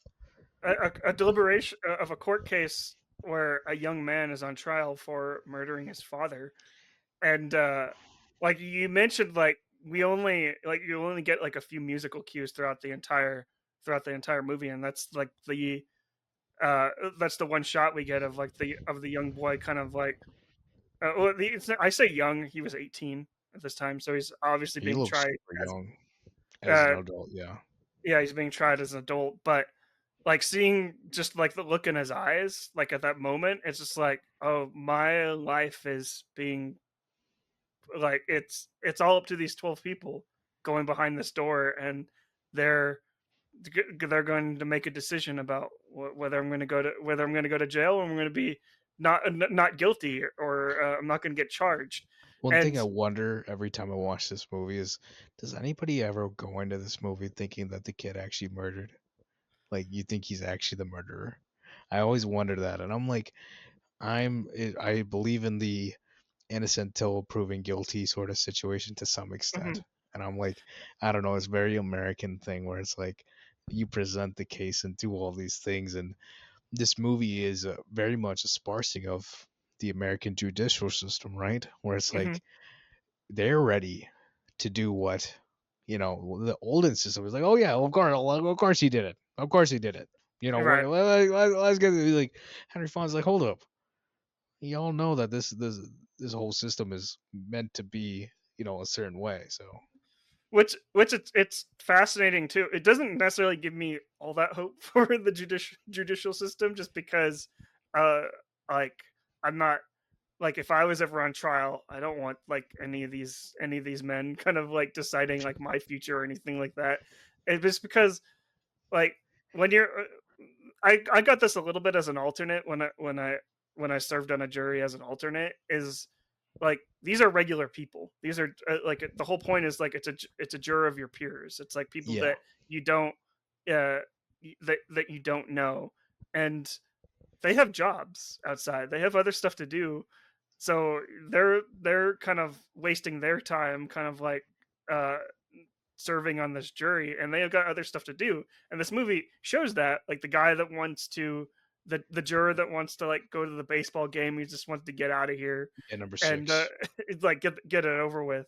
And it just shows you how flawed the system is, and also how the system, how everyone was like ready to get out of here on how they voted, and Yeah, it only um, this is why I feel like this movie is incredibly relevant today, because it only takes one person to upset the status quo, and that's Henry Fonda, and juror number 8, and to like ask the questions of like, is this the right thing to do? Like, is he actually guilty or not guilty? And that brings the movie along. So and that's the thing. It's like what he does is like quote unquote the heroic thing where it's like this should be the standard, where it's like you're dealing with killing somebody literally, right? Whether you believe in, capital punishment or not. And Mm-hmm. if you're really gonna go to do this, then you better make sure that you're right about it, right? And Mm-hmm. what he talks about is the truth, that if you have a crappy lawyer and you know a case is presented, anything can happen. I've been to court myself and had a case where it was improperly presented, and Mm-hmm. you know the situation did not go properly, and it wasn't nothing life or death, nothing like this, but I've seen it happen in person multiple times, not for myself, or I've seen it for other people. And if for anybody who doesn't know, if you ever want to just go to your local like courthouse, you pretty much can just go in and sit in any courtroom and just watch. Just sit in the back with turn your phone off, get up when the judge comes and goes. Like besides that, you can do whatever you want. Mm-hmm. So it's like if you ever are interested in the process, and I think some of them even have live feeds online. So it's like if you're ever interested in how the system works and what type of cases they try in different courts, you're always able to see that. Just if you're ever interested in it, it does exist, and I think it is very compelling to learn how people act and how judges act, just in general. Yeah, it's all public information, and I like I said, I think this movie does a pretty good job of just kind of like showing that process as well, mainly for jurors, and kind of and like the just like how people talk to each other. I think like that's also very important. Like how this movie like uh shows like one how a group of people can be turned over one person like asking a question and kind of speaking up. And I heard a lot of things about juror number 8. Like juror number 8 is probably like the most interesting juror throughout this entire movie, just because Eight meaning he Henry Fonda, like the main character, quote yeah, unquote. Henry Fonda, juror number 8, um, is a lot of people like you said like he's the hero, but I've heard some other theories about his character just being kind of the villain in a way, because he manipulates uh this group to kind of like going going the way he wants. Like this is what he wants, and it's not really for the benefit of of like the kid on trial. It's like he knows that he can manipulate all these people, because like I don't know if he's done this before or if this is his profession, but I don't know, I You just know, thought you that was know my, interesting. my thought is about that. Hmm. My genuine thought about that is, people, you're thinking too hard. That's my genuine thought, is that sometimes people, you know, they're looking, when something is like simple, quote unquote simple, Hmm. they or something is righteous, people want to look at it as being a bad thing, or there's some other motive. And it's, why, like they explained it in the movie, the text is there, that like literally, why, like, what if it was you that was on the stand, right? Yeah. What if it was you that was in this situation, where it's like you got dealt, a bad lawyer, you got dealt a bad life, and every other situation possible, and then you're put in this situation, then what would you do? Would you Hmm. just say, oh well, he's guilty, and just go ahead and they go through the entire movie, the Hmm. entire time, they're always at every stop through the all three quote unquote acts of the movie, they always say like, well, we still don't know if he's innocent or not. We still don't know if he's innocent or not. He might have done it. He might have done it. They say it constantly that he still might have done it. But they look at the facts and they look at everything that's presented and they break everything down, and they're like, my main thing is like, when it comes to the judicial system, they say that when it comes to this specifically, when it comes to murder, you have to be without reason, like without any doubt, without any Hmm. reasonable doubt, you must have, you know, a proper decision to be made within it. And with this, there was no reasonable doubt. Like there was reasonable doubt to be had about everything that happened with this. And Hmm. we already know realistically that, you know, some cases in real life, they call them open and shut, and cops, they work with district attorneys, and they're in cases, and they're in cahoots because they're on the same side of the law, and there's certain things that happen to certain people, and there's also a private jail system, and there's interests there at work, and people can be sent to jail for something that maybe they could just pay a fine for, and they get sent to jail for 60 days because they don't have like $500. And like, Hmm. that's the system we're talking about, and that's the system that exists today.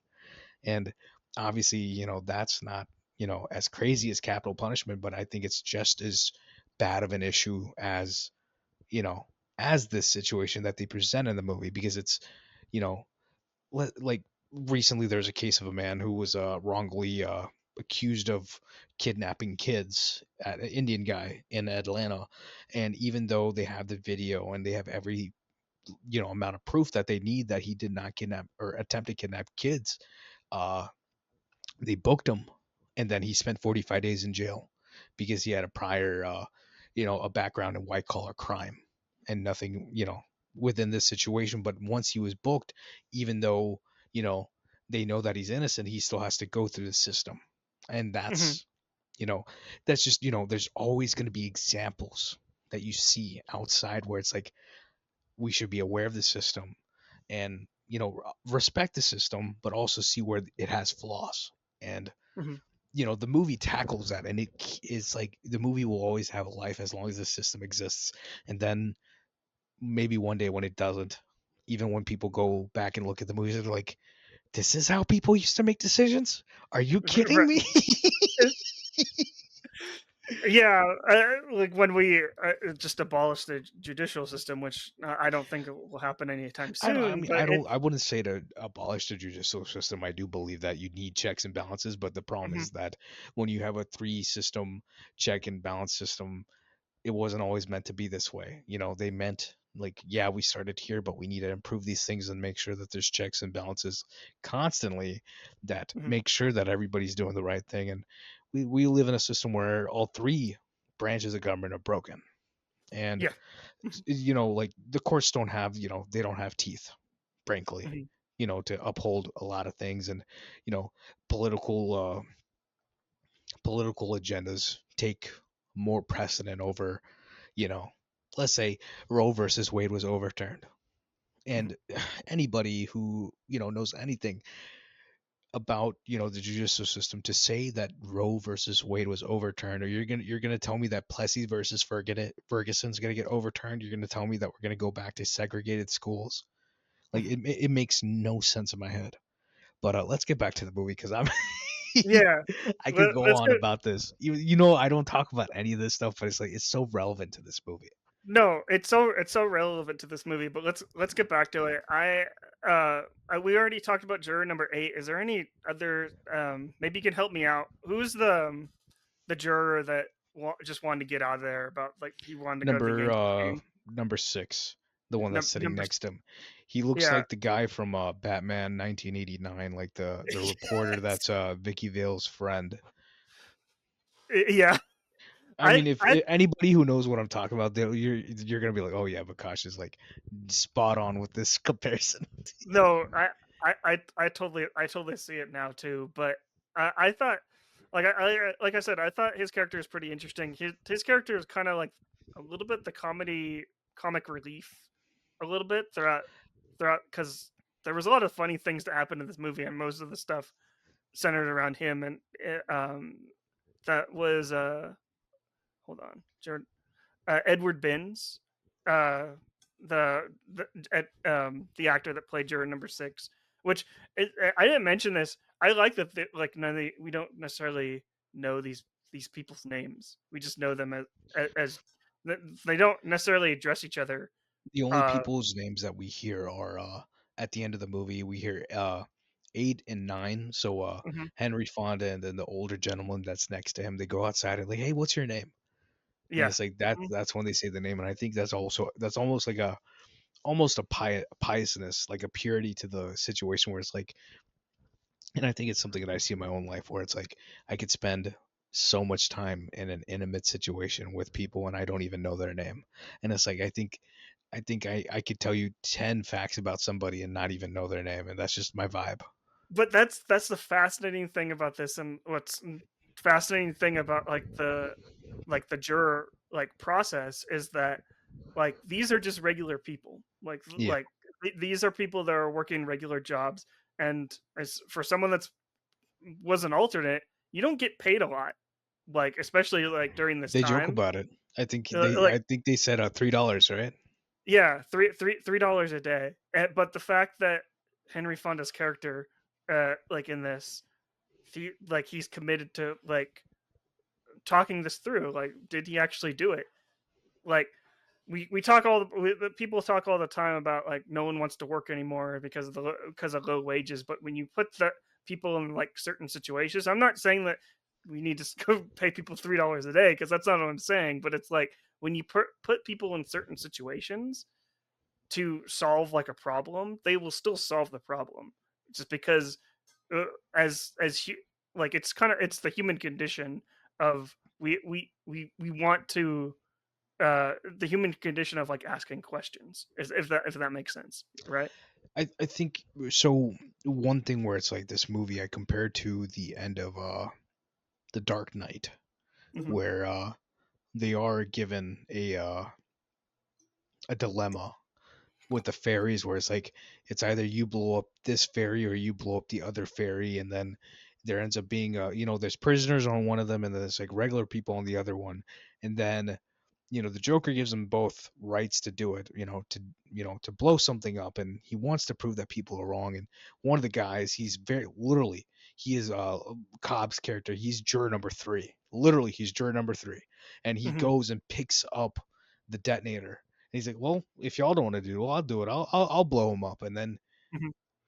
the same thing happens with Cobb, where it's like he gets to that point and then he's the odd man out, and he just breaks down. He's like, and then he just slowly puts it back. He's like, okay, not Hmm. guilty, I'm gonna get myself out of this situation, and I know that I'm wrong with what I've done.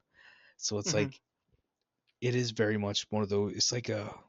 It's a dilemma of empathy in a sense. It's a Yeah. dilemma of like understanding your situation, and that's what this is, right? Like I told you, this is literally you are voting to put someone to death. You're voting to murder somebody. I'm not saying that you are murdering the person, but you've been given the chance.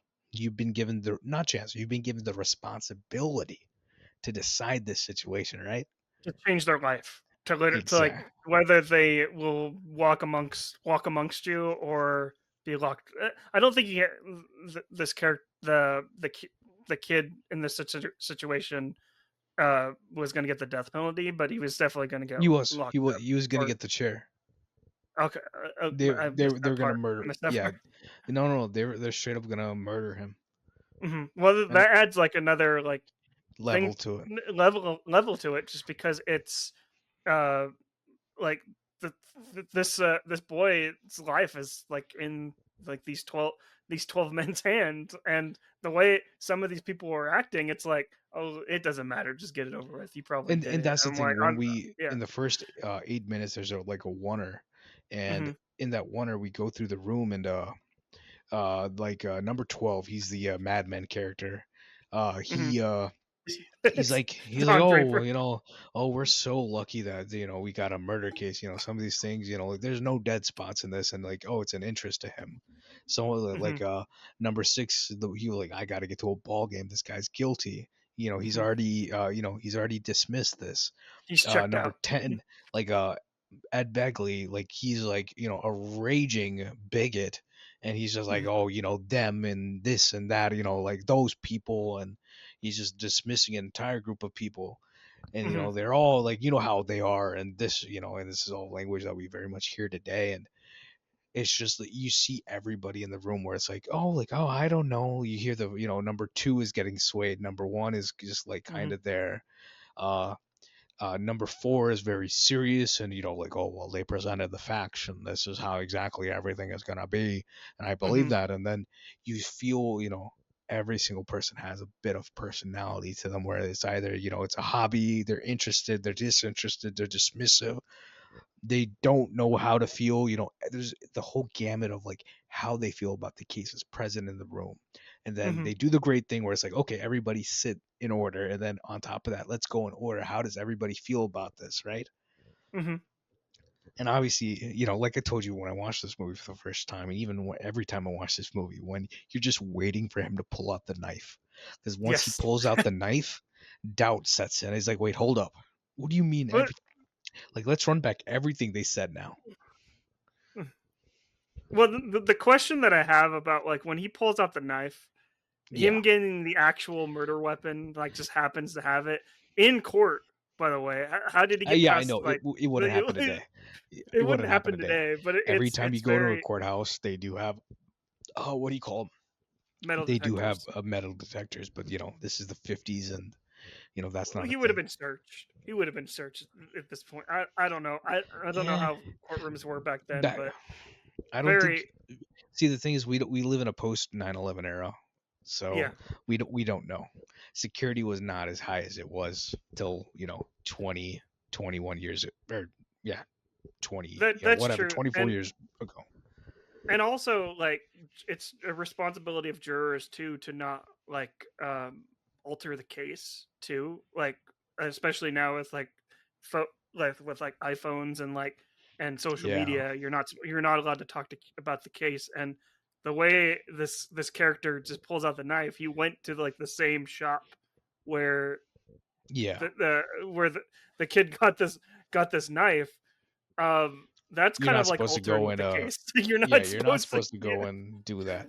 But I think that the Yeah. whole point is that, he took J.K. Simmons' character, and juror number 2 does the same thing, and he gets Mhm, kicked off of the jury because he does do mhm, that in that movie, the Clint Eastwood 2024 movie. But I mean, mhm. the thing is, that's the part of this, that it's a movie, right? That you Yeah. want the Mhm. one movie thing to happen where it's like they broke the law for the right reason, right? Yeah. There's something heroic about that in the sense, right? They don't mention it, but it's like if you know the detail, then it's like you see the meaning behind it. And also it goes back to like what you were saying about how Henry Fonda's character, juror number 8, is trying to get like these other people to put yourself in like this guy's shoes. And Like I like understand they also make the point that we hear a lot of everybody's like professions. It's not like he mhm, was an ex-cop. It's not like he's a mhm, lawyer. It's not like he's interested in this stuff. He's an architect. mhm, He's like a glorified artistic engineer. And yeah. I say that as someone who, contemplated being an architect, and I love that Mhm, work, but still, like, I see what that is. I see the alignment within that, and it's like, he's just going through it. He's not, there's no like skin in the game in a sense. It's not like he grew up in that neighborhood, right? Even though we see that with another character. And even he mhm. thinks he did it, right? And that's a Yeah. whole other thing. Well, no, it's like going back to like what you said about like the which juror was it that where he said he grew up in that neighborhood and he had a hard Number life? 5. No, yeah.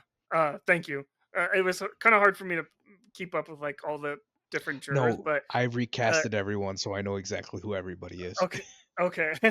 We'll get to that in a second because I only have like one recasting for this, but specifically with juror number 5 is that like like when he talks about like oh I had a hard life too, there everyone has a breaking point, um like it's him being sympathetic, feeling sympathetic of like this boy like growing up with a hard life and understanding that it's pretty easy to snap. Like I've honestly had like those moments personally where it's like I think so it's many like things are happening at like so many things are happening and then you just kind of want to just like not necessarily stab. I never wanted to stab anyone, but you want to just kind of like scream out to the world. And this is what this kid did. He just so quote.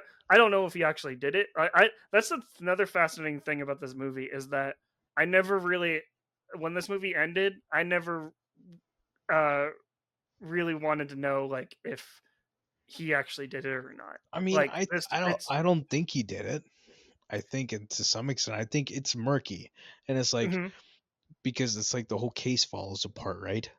hmm So well, it's but that's not what Sidney is trying to do like with this movie. Yeah, I It's mean, not a like, there's courtroom no. drama. It's a gray. It's Hmm. a gray ending. It's not like we go back to the courtroom and we say not Hmm. guilty, and everybody applauses and everybody's hugging, and it's a happy ending. It's just a Hmm. somber ending that like we did the job and we walked away, and that was that. Well, like it's not it's like this movie is about 12 angry men, the 12 Yeah, jurors.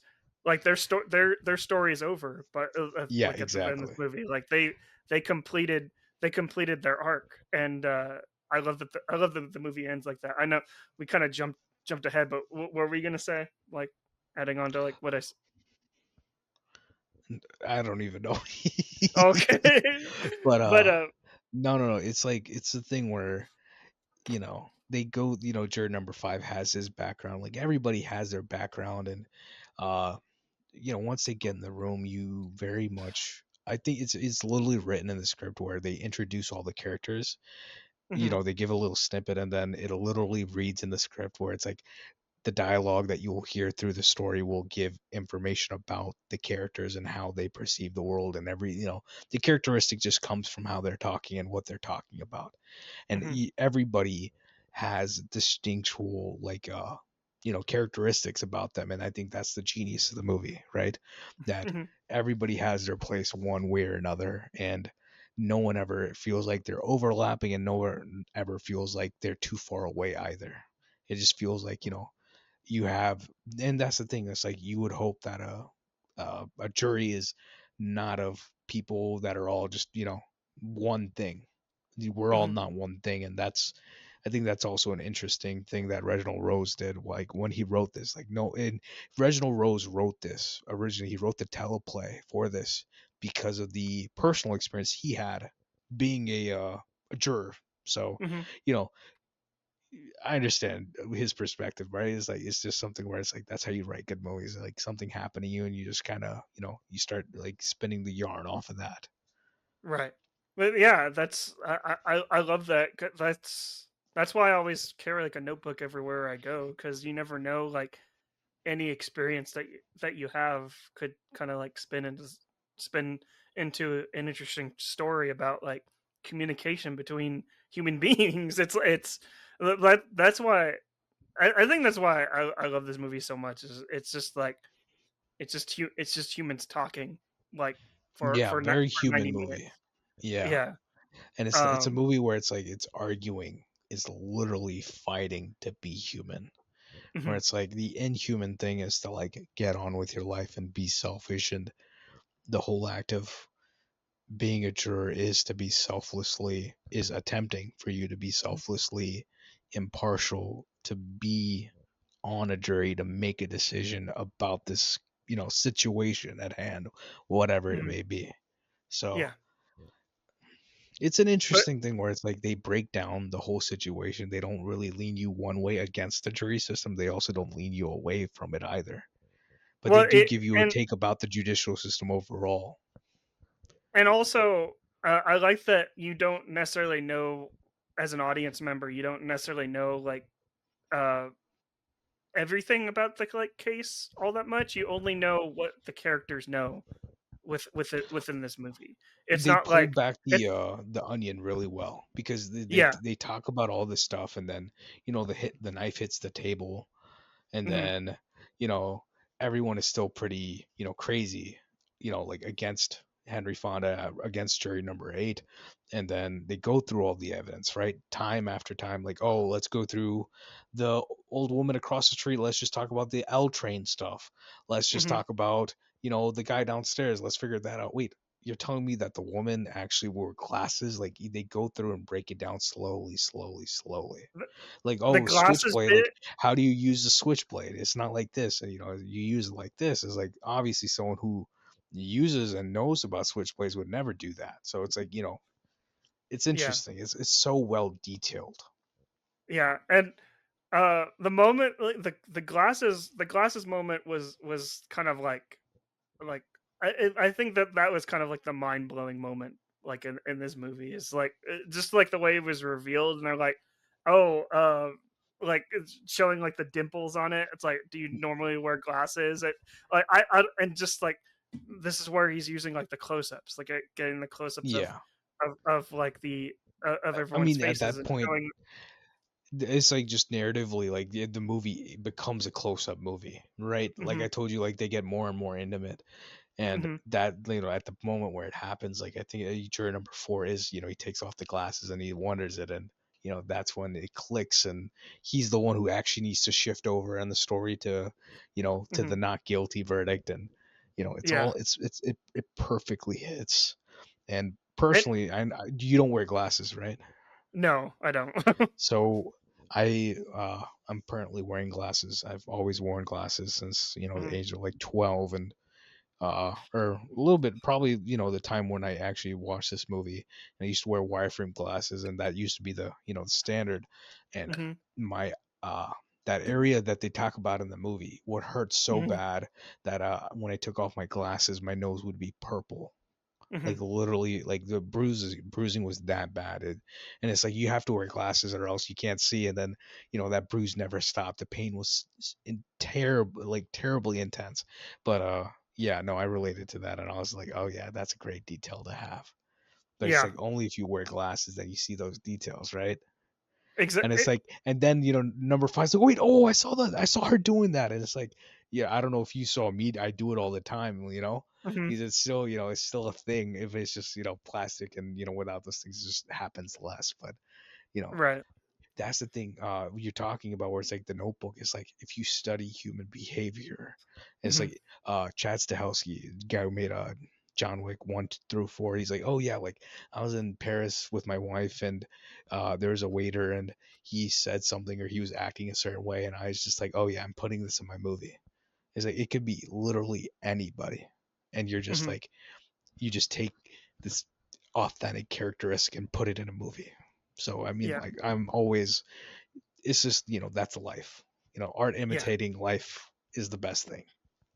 Yeah, exactly. And we're talking about you're talking about like just like the details of like the scene and how like it starts wide and then progressively gets into close-ups. What one thing I found that was fascinating, like when it's getting into close-ups, is that you start seeing sweat on these characters. Like the the the moment when everyone's just sweating in this in this room, I'm like, Yeah, what this what kind of like courthouse is this? There's like obviously it was the but they 50s, so set it there's up probably from the no jump. AC or it, Yeah, they set it hmm? up from the jump, like, oh, like why is this fan not working? And then when he Yeah, turns on the light switch, it starts working. Like, oh yeah, it's on the same whatever electric outlet essentially. And it's like, yeah, that's the thing. But the thing about that is, like, by the time Fonda is they bring in the board, and Fonda's doing the limp hmm, demonstration, he's like, yeah, you can see all the sweat on him, and it's just like it yeah, adds the intensity. Christian McCory was talking about how they essentially replicated the sweat levels that you have in Tony Scott's Crimson Tide, in the hmm, submarine sequence that they have in Mission Impossible. And so it's like, yeah, oh, we have sweat level 1, sweat level 2, and it felt like, you know this also has a sweat level 1, 2, 3, like it's a whole thing. And it's like, yeah, that's the thing. I was like, sometimes we live in an era where movies are incredibly polished, and it's like, let me see some sweat. Like, let me yeah, see, like, movies are meant to be, to feel real to some extent at times, and seeing those little details, they matter. It just makes your movie feel real. Of all movies, Solo, the 2018 Star Wars movie, I was like, hmm. oh yeah, this scene has this like really harsh wind at the beach, and I'm like, oh, this just feels so real. I love this. And I'm like, it's just a random detail that makes your movie feel real. And it adds to the pressure cooker situation of what Sidney Lumet is so good at with this movie and Network. It, Yeah, it yeah, just yeah. adds It's a it adds tension to thing. it because you see like the The stress levels and just like and the tension of the situation. But yeah, is there anything else you want to talk about like that happens like in the middle part of this movie, or do you? We already kind of talked about the ending, but I have a lot of things to say about the ending for sure. For sure, I how this mean, movie my thing ends. is like, I mean, I think the movie is just, when it gets to the middle of this movie, the sauce of the movie is that, Hmm. you know, when it gets to the middle of the movie, we're presented with the situation, and they do another vote, and uh Hmm. number 8, like Fonda's like, yeah, I mean, if y'all don't want to go ahead with this, that's fine. But like, he just hopes that someone else is like actually on his side. And the, Mhm. number 9, the guy next to him, the older gentleman, he's like, yeah, like I still think he did it. And he mentions it then, right? Like I told you, like 30 minutes in the movie, he still mentions like, I think he did it. But I Mhm. agree with this man that we should talk about this, right? Yeah. And then they like okay, fine, let's take a break, and it's like Yeah. everyone is against him, but they still go through it, and it's like it's an adversity of like trying to do the right thing and trying to get them to do the right thing. And the right thing is what they did ultimately, whether you believe that he did murder his father or not. They did the right thing with the evidence that was presented. I mean, Mhm. because it's like even without the knife, everything else still makes sense, right? Yeah. That Mhm. everything else was still spotty. Both of their eyewitnesses were spotty, right? There's no DNA to be had. The fingerprint thing, juror number 11 brings it up, is like, I don't understand, like, why, or like the French man, the watchmaker, he's like, if Yeah. he went back, then why did he go back to be caught? And if he went back to get caught, why did he wipe his fingerprints off and then run and then come back? It makes no sense. Why would he do Mhm. that? And it's like, to this day, it makes no sense. Why would he do that? Yeah. And, Why is he and careful in this situation and then not careful in this situation? there's also kind of uh situations of like why this person would uh would do this is like they bring up the whole movie situation, kind of bring it, since we're talking about the movie and Yeah. this is a movie podcast. I had questions about that, like myself. It's like So, it's like I have you would have ever been in a? I don't know if anybody listening. Have you, like Marley? Have you ever been in a situation where like your adrenaline is running, like a traumatic situation? yeah, all the time. Especially in 2025, so always But in a serious thinking on sense, my guard. I was at a pretty bad not a bad accident, but it was a bad enough accident, and Mhm. something happened to where I I thought something had happened to the other driver, and he was fine, like, but he had recently had gotten like a heart transplant, and he was like, I literally have to rush 2 hours away to a hospital to, and like, I didn't know if he died or not, if something was wrong or not, right?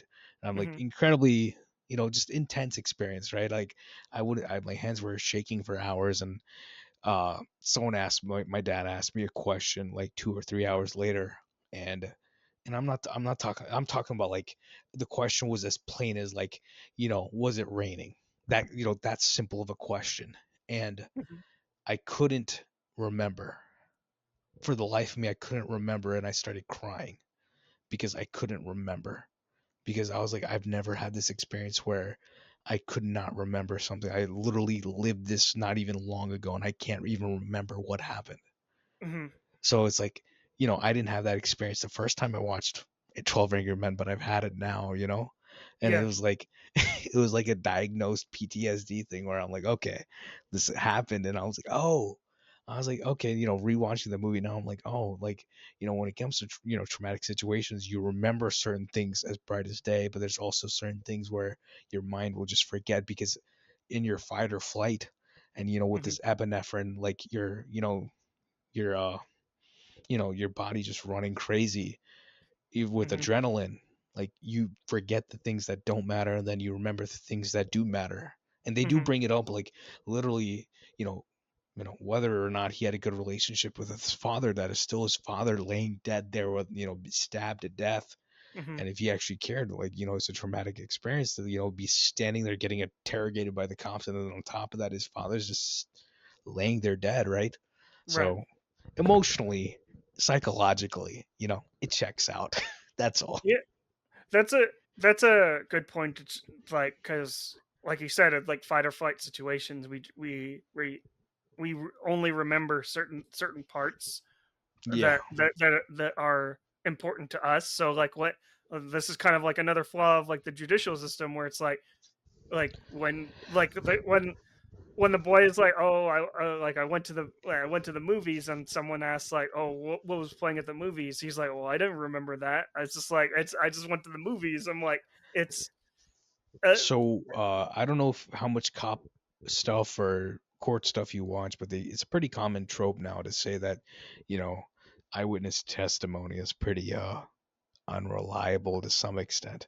They'd Hmm. have to be pretty intimately, in the situation to be reliable. And nowadays, if you go to court and you're only going off of eyewitness testimony, Hmm. it's not strong unless, let's say, you're trying to prove that someone did something wrong and they're consistently doing wrong and you only witnessed it.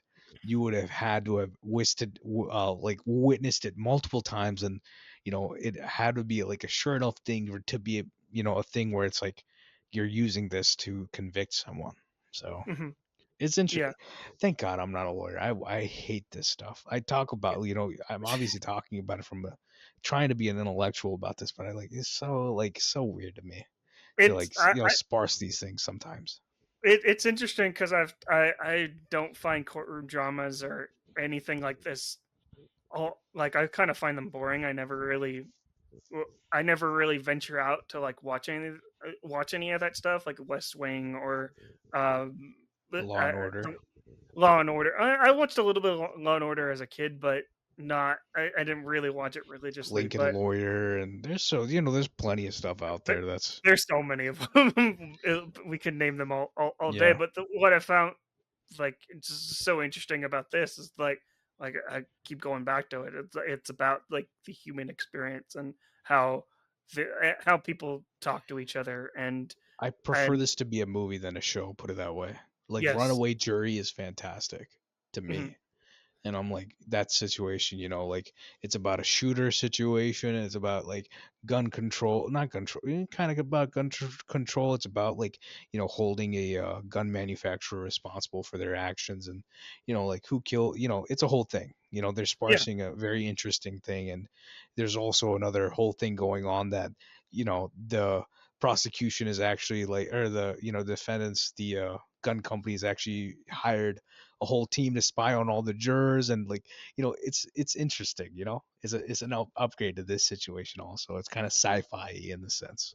Yeah, it's interesting sci-fi and also just like horror because it's Yeah, like enclosed exactly. space. I It's call it enclosed. sci-fi because it's like it's life. It's like a social science that's like a fiction where it's and it could be a real Well, thing where it's like people are following jurors around. it could be Witness a sci-fi intimidation, juror too. intimidation. Those are juror intimidation is actually a real one too.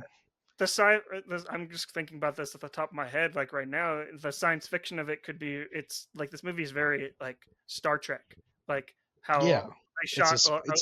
it's a Spock Uh, thing. yeah, well, no, how they shot like most of those episodes like on the deck itself, and they spent time with each other pretty much on the deck like completely, Yeah, yeah. and like that's how similar like something like this can be, but I but yeah, I just love like how all these characters like talk to each other and then like kind of rushing to the end because we're at the 2 hour mark. We should probably start wrapping this up. But you brought it I up will earlier. say that the next thing about the after the movie titles is the switchblade like demonstration where Hmm. the tension is so high in the room Hmm. that juror number 3 Cobb, Lee J Cobb, if I remember his name right, like the actor, fantastic in Yeah, this BJ movie. Cobb. he uh he goes and he's about to stab Henry Fonda's character as fake, but literally everybody stands up. It's beautiful framing in this movie, but Yeah, everybody stands up. He's there like, yo, this man's about to murder him. And it's like right. it just feels so catty, so tension filled in this room that it just feels like everyone's gonna start fighting and punching each other. And it just feel I think the genius part about the movie is that every time the tension boils up, it simmers down right away, where it's Yeah, like it's like a boiling pot where it's like you turn up the heat and then you turn it down, you turn up the heat, you turn it down, but it's never going over a full rolling boil, because that's yeah, not what you want. You don't want that. That's not this movie. This yeah, movie is not meant to be bombastic, even though it is bombastic. yeah. And it's like it's such a beautiful art. It's like, And okay, like does this movie work if you cut away and show a flashback? No, it doesn't work. We're keeping it restrained. Maybe because it's budget, but maybe also like we need this story to be confined here because it's about this story, not that story. yeah, and I think also what adds to that as well. I just lost my train of thought. Go ahead. Sorry. My bad. But No. yeah, like the stabbing situation where like by that point it's just fantastic, and we do get, it ends up being just my favorite part of the movie is the last few minutes where it's like juror number 10, who's the bigot, he ends Mhm. up just start going on a rant again. And Mhm. first, juror number 5, the one that's from the slums, quote, I Mhm. don't like that word, I hate that word, but Yeah, that's the it's word they use very in the weird that movie. they use that in the movie. To be I mean, it's honest. 1957. I mean, they get a pass on that, but It's he's the first 1950s. one. It's He it, it's he it's gets up. progressive, but also not progressive at the Yeah, same time. Yeah. but he just gets up and just goes to a corner, and Cobb's character's already up, but Mhm. everybody just turns around and just dismisses the old man. He's sitting there and he's spouting this hatred and this bigotry, and it's a great reminder that if people are being hateful and they're being negative and they're doing all these things that are ultimately trying to do harm or wrong to others, if they don't have anybody to do it to and listen to them, Mhm. they'll just stop. If you let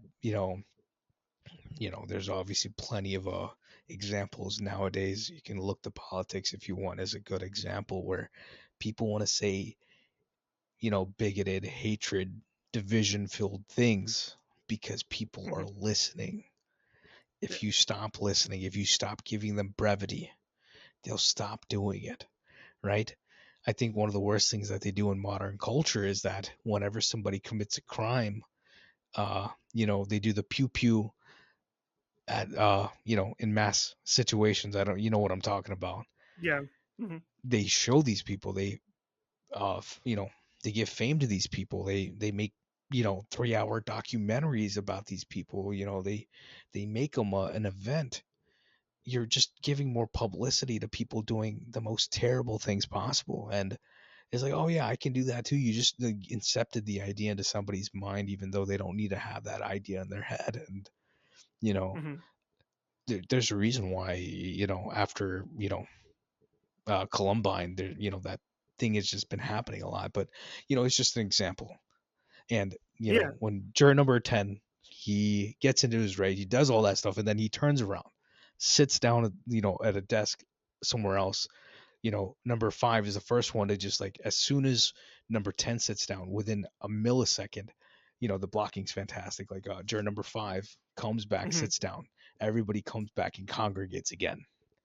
And then the whole thing happens with number 3 with Cobb's character, and he starts ranting himself, and he tries to, everybody gets up, and or not everybody gets up, but with him, he has his whole like bombastic, holdout crying situation. He pulls out his kid's photo and he talks about it. He's like, he murmurs it a bit, where you hear like, oh yeah, he's projecting his own kid's his relationship with his kid onto this situation to some extent.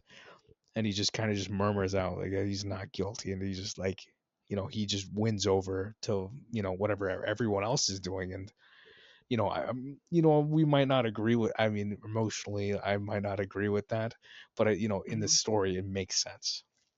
Because Yeah. it's And like, principle wise, you would hope that if he's holding out for a reason that he believes in, he doesn't do it for a wrong reason, but he's holding out for the wrong reason, so he does switch his vote for the right reason, if that makes sense. yeah, that makes sense. And I actually remember like what I was gonna say, like because like another criticism that I saw for this movie, which is a very weird criticism, I kind of shun this person a little bit, is that is just the lack of women in this. Even though it's called 12 Angry Men, like that's the whole point. This is how like I mentioned, like this is how people talk with each other and among and solve something, like when they're in enclosed space, and this is how they work stuff out together. It's like it's messy, it's like you mentioned, like it's the tension starts to simmer, and then it gets just to a boiling point and then comes back down. This is how men kind of solve stuff. Like I think the it's interesting very thing is that interesting. if you, I mean, you make this movie again today, right? Then Hmm. if you have only 12 men, there's a Yeah. reason behind it, right? Yeah. There's a gamut of, men that exist in this world where, what are their intentions? What do they believe? How much are they paying attention? How much are they not paying attention? How hate-filled are how ignorant are they? Every single bit of what this movie talks about is still relevant today, but the lens that you go through in a 2025 lens compared to a 57 lens is Hmm. completely different in my opinion. They're Yeah. not completely different, but it's like it's just as there's more to be said about the same exact topic, about social psychology, social science of how men exist today, right? Because it's like there are still men who are swayed today. There's still men Yeah. that are serious and logical today. There's still men who are emotional today. There's still men They're who sympathetic, are which make empathetic, yeah. And yeah. it's like there's also, like everything, all these, standards still exist today. So there's still, story to be told like this. Yeah, But for sure. you know, that's the great thing about this. It just, Yeah. the timelessness is a good thing. It's also kind of a bad thing, but it's like, but that's the thing about like human stories. Human stories are typically, you know, like a Shakespeare, like a, like Kalidas, who's like, an Indian writer, from older than Shakespeare, but the same thing where it's like they're talking about human conditions, human situations where, you know, these things still happen today. These emotions still happen today. I don't think Romeo and Juliet's happening today, or Hamlet's happening today, or Macbeth's happening today, but those things are still like Just to an emotionally extent. relevant. To Like an extent. Like you the have the like emotions are still true today. yeah. The Yeah. romancer, the betrayal, the power struggle, like all those things still exist to some Hmm. extent. And that's Yeah. where those things are, compelling to watch, or compelling to experience, or compelling to adapt, or whatever it may be. So And this is why I find the kind of like we start wrapping this up a little bit because we're like I said we're past 2 hours at this point, but this is we expected this, Vikash. We yeah, expected I this know, for us to go literally, on. and you know for a fact that I'm being tamed today. There's so much I could be going into. I could Right. literally sit here and do 30 minutes just on visual language and visual style and blocking and every other thing in the book, but I'm not going to. Literally 30 minutes. Yeah, well, you could do an entire podcast on on the blocking and just like the framing, the way Actually, yeah, like that's true. I it's it. I sent Marley I was rewatching the movie on my computer, and I sent him like 27 screenshots or like something like that from the movie. And I'm like, even within, 3 seconds of a frame, there's Mhm, activity going on, even though like everybody's composed. There's activity of like, oh, like the main character in the shot, like juror number 10, like everybody's not looking at him, but he's like looking around, and it's just like you're changing the composition even within a water. And it's mhm. just like, it's so good. It's so good, and then just like the way this movie ends, you brought it up. It's it ends so anticlimactic. Well, I guess people will call it anticlimactic, but that's how jury services end. It's like you are deliberating all this time, however long like the deliberations are, and then like I love that like I wouldn't say that they made friends afterwards, but it's just like, hey, this was a good experience.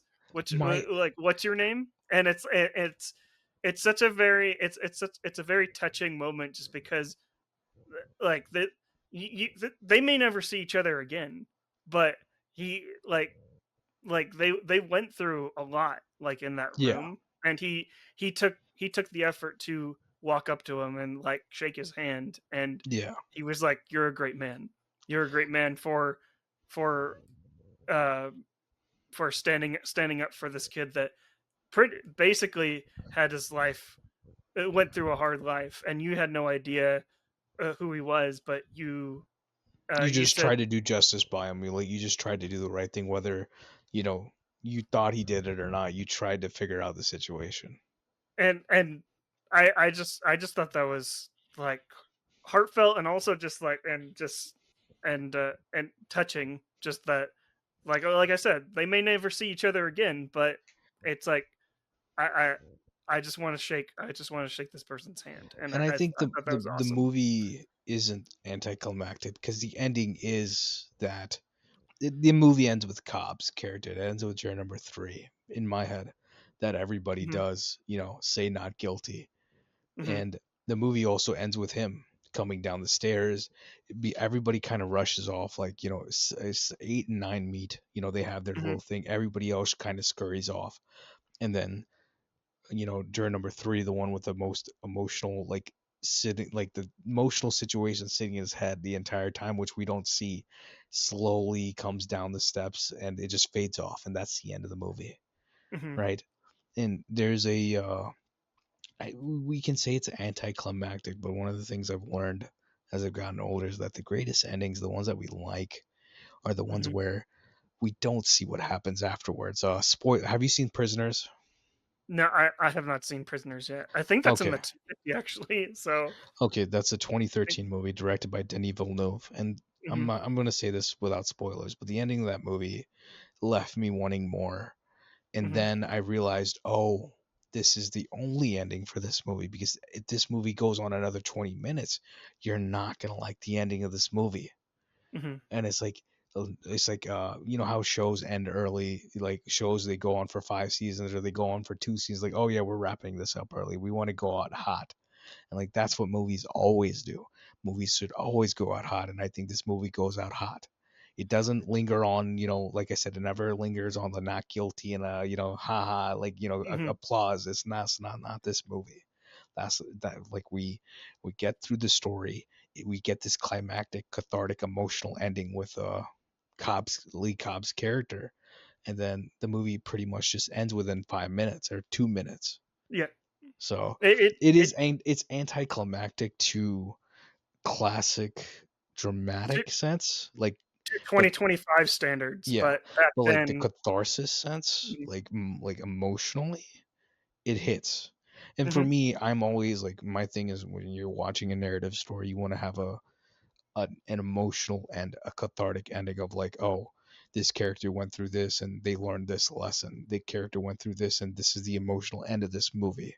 And every Mhm. single one of my, favorite movies, we just did Paddington 2, right?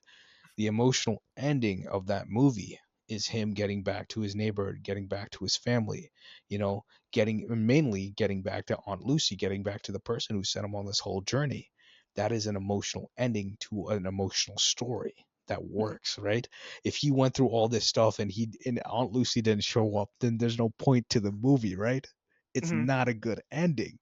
And it's like every single situation you have to find what it's Well, about. What's the good ending? It's not about what's, like, I think happy endings can be good, and but that's a it whole goes other back. thing. It goes back to like what we said, like at the beginning of this movie. It's like this movie knows what to do with its time and knows how to use its time well, and that doesn't always just work for exposition and Yeah, and introduction to the film. It knows how to use its time on how to end it. Like yeah, like most courtroom dramas, it would end with like the judge and like and just like it just typical way to end it, and you would see kind of like this dramatic stuff, but you start the movie with the jurors, you end it with the jurors, and I don't know, I just thought it was brilliant. But that's 12 Angry Men. That's like I'll repeat exactly what I thought of this movie. I didn't never. I don't think I've given it a rating just yet, but this is a perfect movie. Like this is the definition of a perfect movie. I absolutely loved it. if I'm they say just kind of 5 stars, this is a 6 star. yeah. And I mean that in a sense where it's like, I feel like people are so precious with their 5 stars. I think there's so many 5 star movies out there. And I think, every year you get a couple, in my opinion. There's only a few movies where I'm like, I emotionally truly love this movie. There's a few that come out every year only for me. But when it Yeah, comes to like this movie, this is one of those movies that goes above that. So I yeah, like, where it's like, oh yeah, this is like, and those movies, those 3 movies that come out a year, sometimes they hit this status, but not all of them do ultimately. So yeah. it's like, this is a 6 out of 5. This is one of those exceptional movies to me. Yeah, yeah. It's definitely it's a perfect movie. It's a 5 out of 5 or 6 out of 5 or whatever you want to rate it. It needs to be seen. It needs to be seen, especially now more than ever to just so people will see like how people how to communicate with people and how people can be manipulated and also how people can be changed based on someone breaking the status quo. But so we don't go any further on this podcast. We do have one more thing. Um, Vikash, you do you recast like movies a lot, like on your Yeah. podcast. So you mentioned that you had a recasting. So No. what? So when it comes to the recast, I'll hit you with what I do. Who Mhm, should have been in this movie? Who would you recast in mhm. 12 Angry Men? Who would you recast? Who did you recast? I didn't necessarily recast anyone. I only recast juror number 8, Henry Fonda's Yeah. character. Like if we recast it today and make a modern one, I think it would be very interesting to put Pedro Pascal in that position, in that role, to have to kind of be uh the empathetic juror and try to change people's minds. I think it would be uh I think Pedro Pascal would be that would be an interesting role for him for sure. But I think sometimes when it comes to casting, I think one of my favorite things is like when it comes to like, when a person is in their career and like how hot they are and things like that. I think there's always an interesting thing of when you cast a person and Mhm. how you're casting him. And he's really hot right now, and it's just like when it comes to that, it's like I almost don't want to cast him, it's like he didn't come up in my mind to some extent. Yeah, But no, I understand what you mean. I wouldn't put him in the movie though, even though I think he is a good actor. yeah. But what's your recast? So Okay, so I did recast everybody in this movie except yeah, the kid, even just because I forgot to recast the kid. Honestly, I don't know, throw in Jacob Tremblay, the kid from yeah, you know what I'm talking about, the kid from Room and like yeah. Bad Boys or whatever it is. That Or comedy, Freddie Highmore. bro. Freddie Highmore is he's literally like 30. Oh, why did you have to make me feel old? I remember Bro, when he he's was like, oh, yeah, that's crazy. but me and him are both like 30. So if you feel old, then you're old. I don't know what else Yeah, to say. Okay, I'll go juror number 8, and then I'll cast everybody else. yeah. This is a modern recast. Juror number 8, Henry Fonda would be Jeffrey Wright today. Oh, Because I told you this, I wrote this down a year ago, hmm, almost a year and a half ago. It's just in my notes, and I'm like in my bones.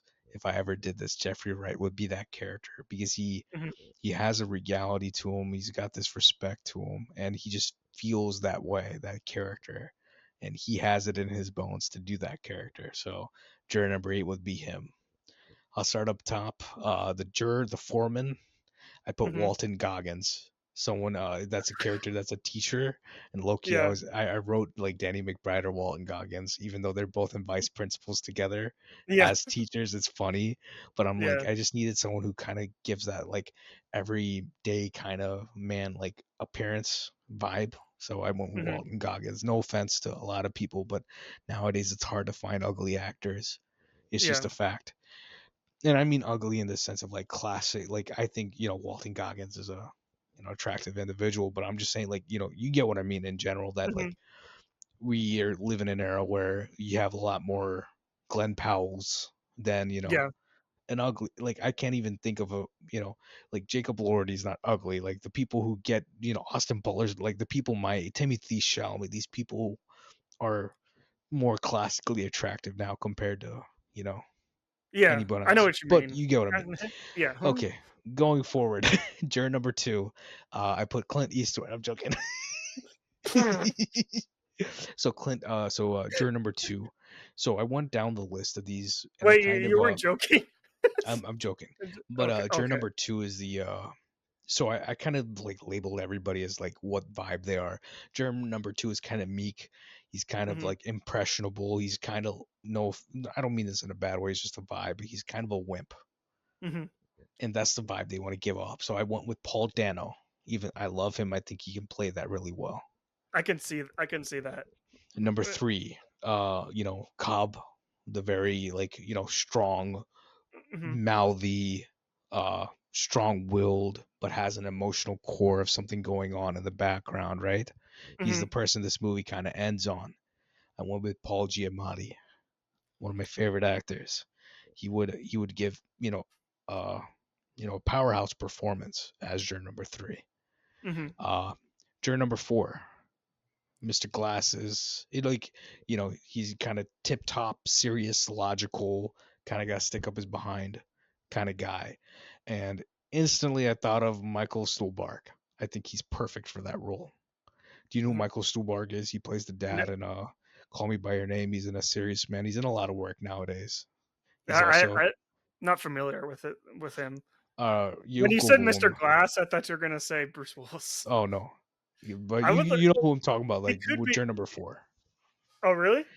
Bruce Willis No, number or I mean, okay, so if put it this way, okay, now real quick, the person, if I put Bruce Willis in this movie, I would actually put him as juror number 1. I'd put him as a foreman okay. because he has this like everyday man quality. He would actually be perfect for that. I just didn't think of him, or I don't count him in my head as being a working actor anymore. I do have a love for his work and I always will, and nothing but respect for the filmography the man has. But yeah, Michael Stuhlbarg for juror number 4. Juror number 5, this is supposed to be the man coming from the slum, slum living, whatever. I automatically this would be a person of color for me, but I Yeah. went with Daniel Kaluuya because there's a movie that he recently co-directed. I think it was on Netflix about but if anybody knows the movie I'm talking about, they'll understand why I chose Daniel Kaluuya. I think he just in general is one of our greatest actors under like 35, but he would bring such a incredible like oomph to that role of like he would bring more light to that role than it already has, and he would be a force to reckon with in the room, in a sense, in a good way. uh Juror number 6, the blue collar guy, the guy that ends up standing up for juror number 8. He's like, if you talk to him that way again, like I'm gonna punch you in the face. That's essentially what he says, right? So you want someone who's kind of like the common man, but like he's got that sauce. I went with Shea Wiggum, which you recently saw in Mission 8. Yeah. Actually, the funny thing was when I was watching Mission 8, my buddy turns to me, is that the guy from Fast and Furious 4 that gets his nose broken? He said, this is the one thing the entire movie, this man doesn't say anything to me. That's the one thing he said in 3 hours to me, was asking who Shea Wiggum was. And I'm like, yes, that's him. Yes, that's him. But The legend Shea Wiggum. the legend indeed. Yeah. Literally, I think a Super He would be Yaki made perfect for shirts this about, movie. yeah. These are all like dream castings of like, people I want to be in my movies. Yeah. Juror number 7. You want the loudmouth salesman, kind of ha ha he, all talk no punch kind of guy. Kind of, the actual wimp, not the first. Juror number 2 is not the actual wimp. This is the actual wimp nowadays. It would be one of my favorite actors yet again, John Bernthal. He would play that role. Think about it. He'd be that role where he's like, I gotta get to the ball game and this and that, and like you're wasting my Yeah. time, and like he would play it so well. He'd bring such a heart to such a terrible person. Yeah. Exactly. And that's what you want. And like like imagine Shea Wiggum trying to punch John Bernthal in the face. I want to see it. Exactly. I want to see it. You just want to see it.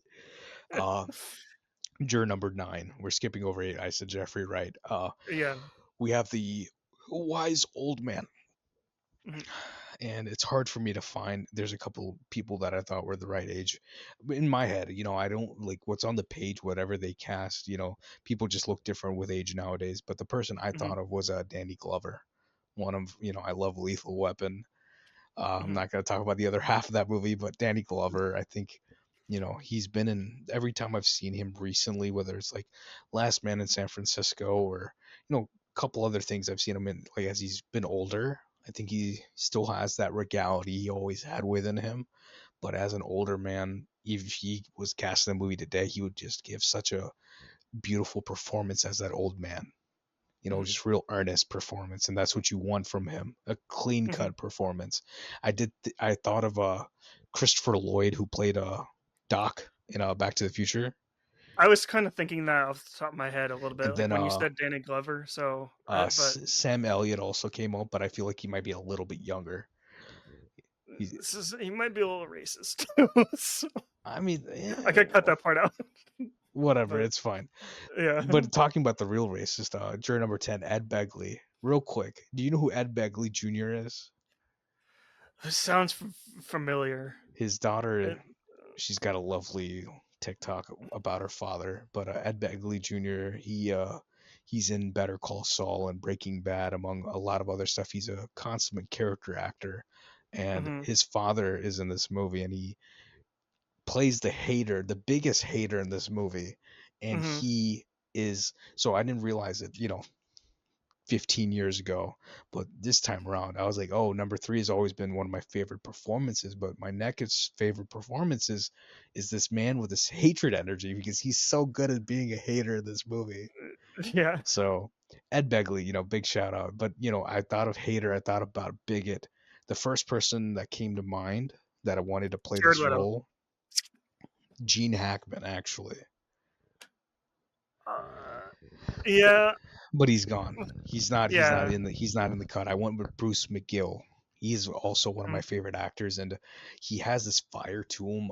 You haven't seen The Insider from Michael Mann, right? No, not yet.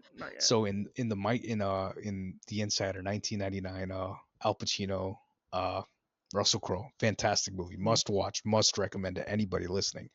But in that movie, he plays a lawyer for a little bit in the movie, and he's doing a deposition, like the most important deposition of the movie.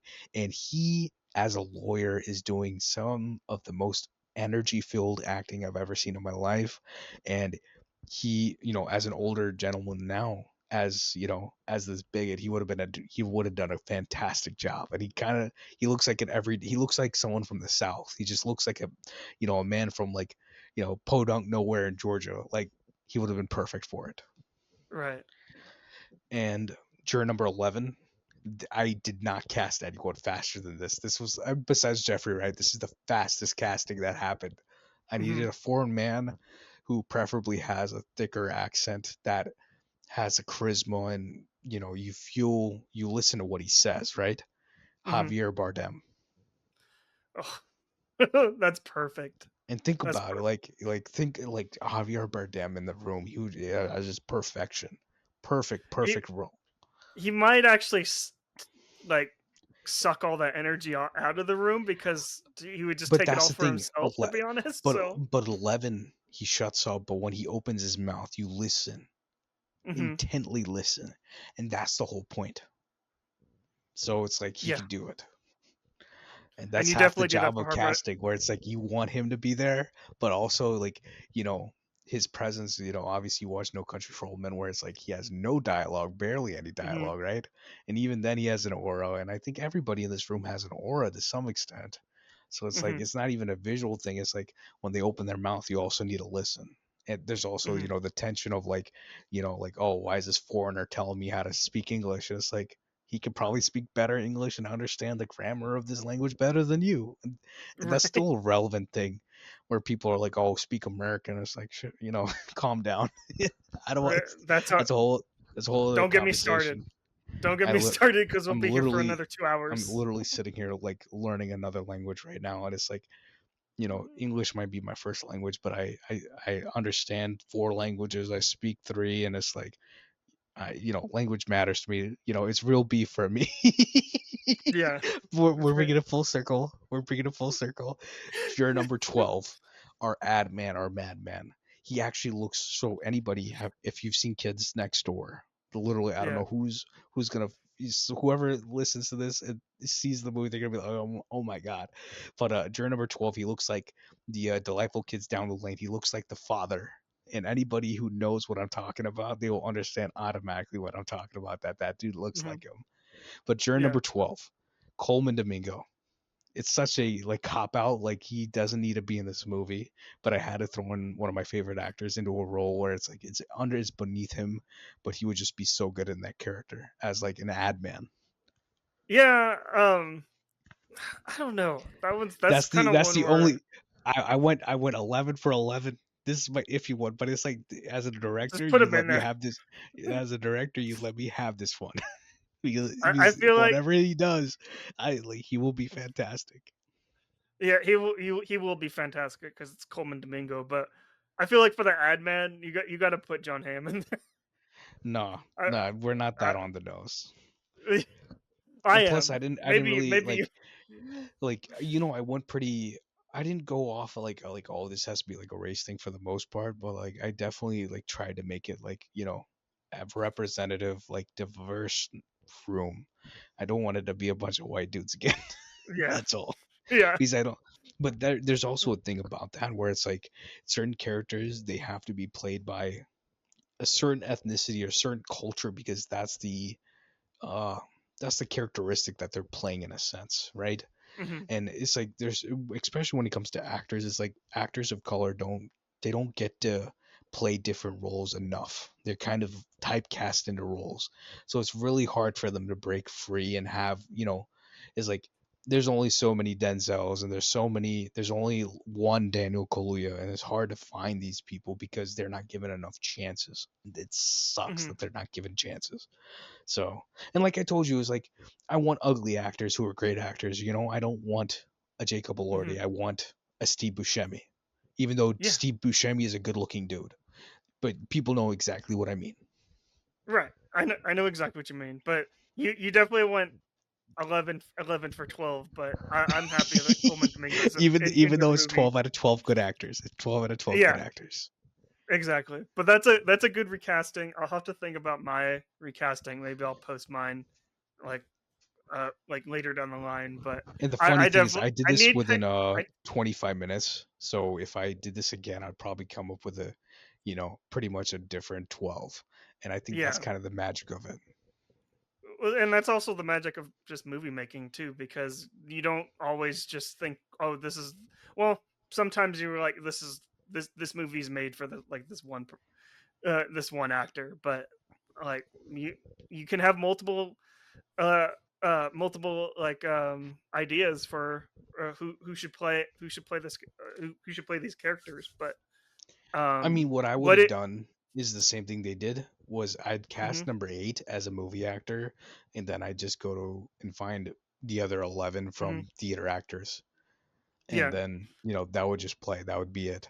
And then everybody but plays together and they figure out the movie together in rehearsal.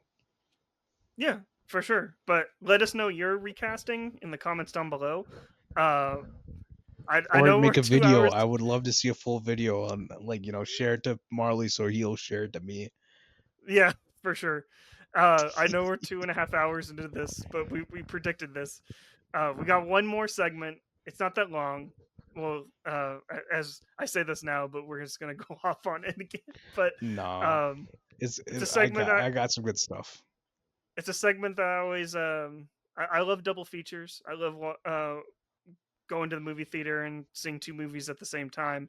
And I we end it after our discussion of the Letterboxd Top 250 movie. So it's called Double Build. And Vikash, what are two movies that you would pair perfectly with 12 Angry Men that you would want to double First of feature this movie all, with? So, I'll drop a random recommendation for the show called Elsbeth, uh, mm-hmm, CBS show.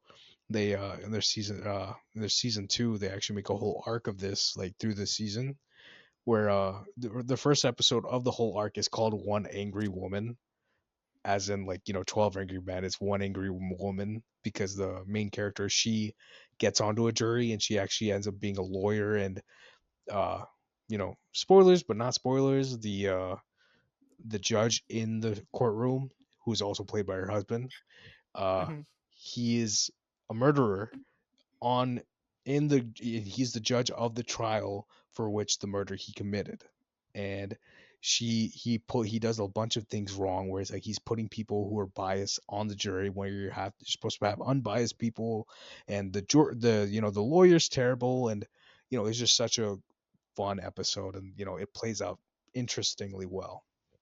mm-hmm. uh Juror Number Two is, funny enough, Juror Number Two is a movie that was shot recently or made recently, shot at, I know you're gonna in the mention area I this. live.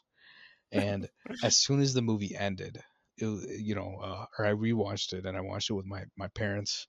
And the first thing we're talking about, one of my favorite things to do is talk about movies with my parents. And Mhm. we're talking about 12 Angry Men.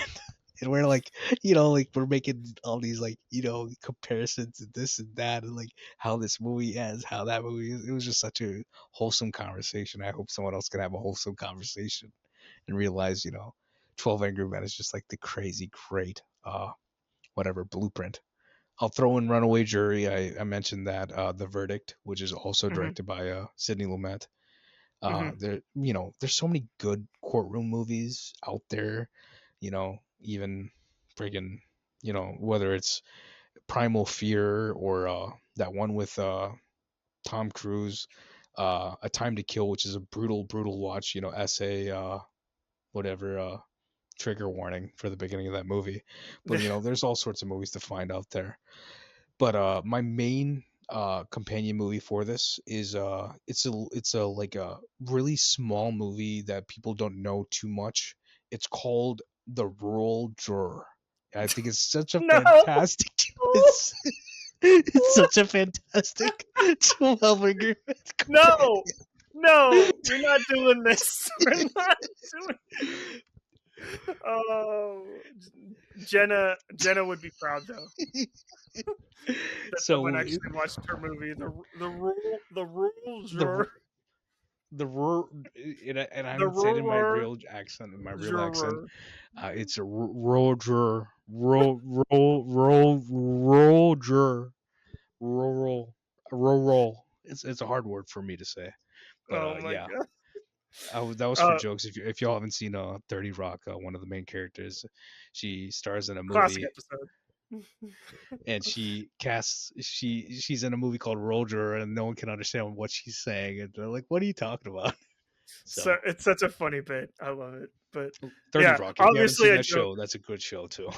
Yeah, it's obviously a good show. Check it out.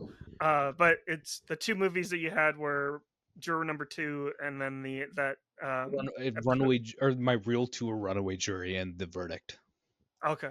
I knew you were gonna pick Juror Number Two. To be honest, I still haven't seen it. I do actually kind of want to watch it after watching 12 Angry Men because it'd be very I think one of the it's a good problems pairing is for sure. the double bill for 12 Angry Men will Hmm. always be 12 Angry Men, Oh yeah, because I just watch mean it this again. in the best way possible. You will never get a high like that from any Hmm. other movie. And I mean that truly, that, or you're like, you want to scratch that itch, you can find an itch to scratch, but it's like the itch is not scratched as great as 12 Angry Men does it, which is Well, crazy. this is where you're wrong, Vikash, because What, my my Roger? double build movies, my double build movies are M Night Shyamalan's. No, I'm just kidding. M Night Shyamalan's Trap.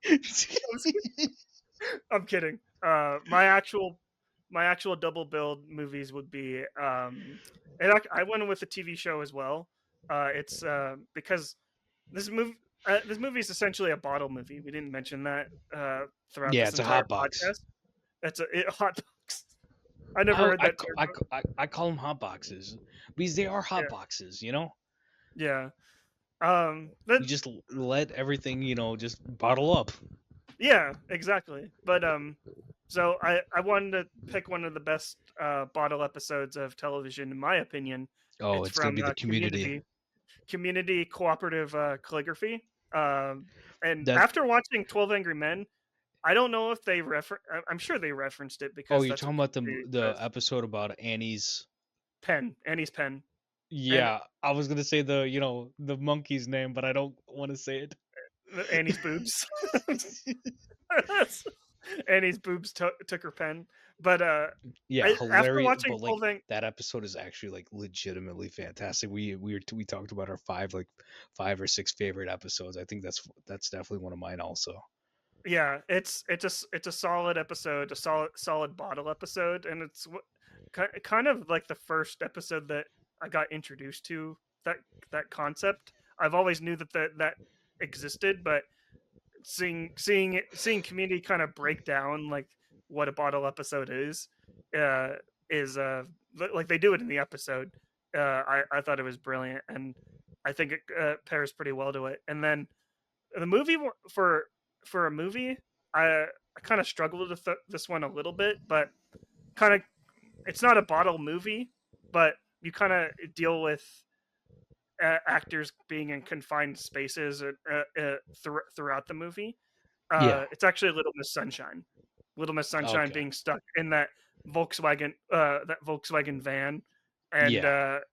and they talk about in the behind the scenes of that movie, like all the time, about, like how they spent so many hours together in that van and how they became more of a family.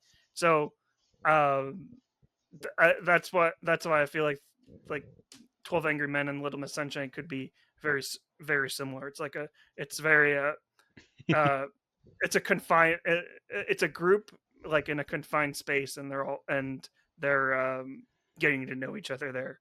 But Yeah. those are my two picks: Little Miss Sunshine, and then the episode of Community, Cooperative Calligraphy. And the crazy thing is there's all sorts of like jury related things out there. Like Mhm, even runaway jury gets rift. There's mhm, one of my other favorite shows. It's called Leverage, and in yeah, that they literally have a situation where it's like they're watching the jurors, and they're trying to trying to flip that. New Girl even has an arc where the main character gets locked into a jury thing, and it's all because she the character Zoe Deschanel, the actor, she was actually pregnant, so they're like, we have to write her off the show so she can have her baby, and they bring in Megan Fox instead for like 6 episodes or whatever, and she's hilarious in that show. But it's like there's all sorts of stuff about juries out there. But there's also a show called Jury Duty that was quite a bit of a hit, that was on Amazon if I remember correctly. Kind of a I never finished it. but but you get what I mean, like this Yeah, concept, this it's always been compelling and something that people want to explore. And even I feel the need to write something about this. But yeah, hmm juror but number not juror, I was about to say juror number 12. yeah.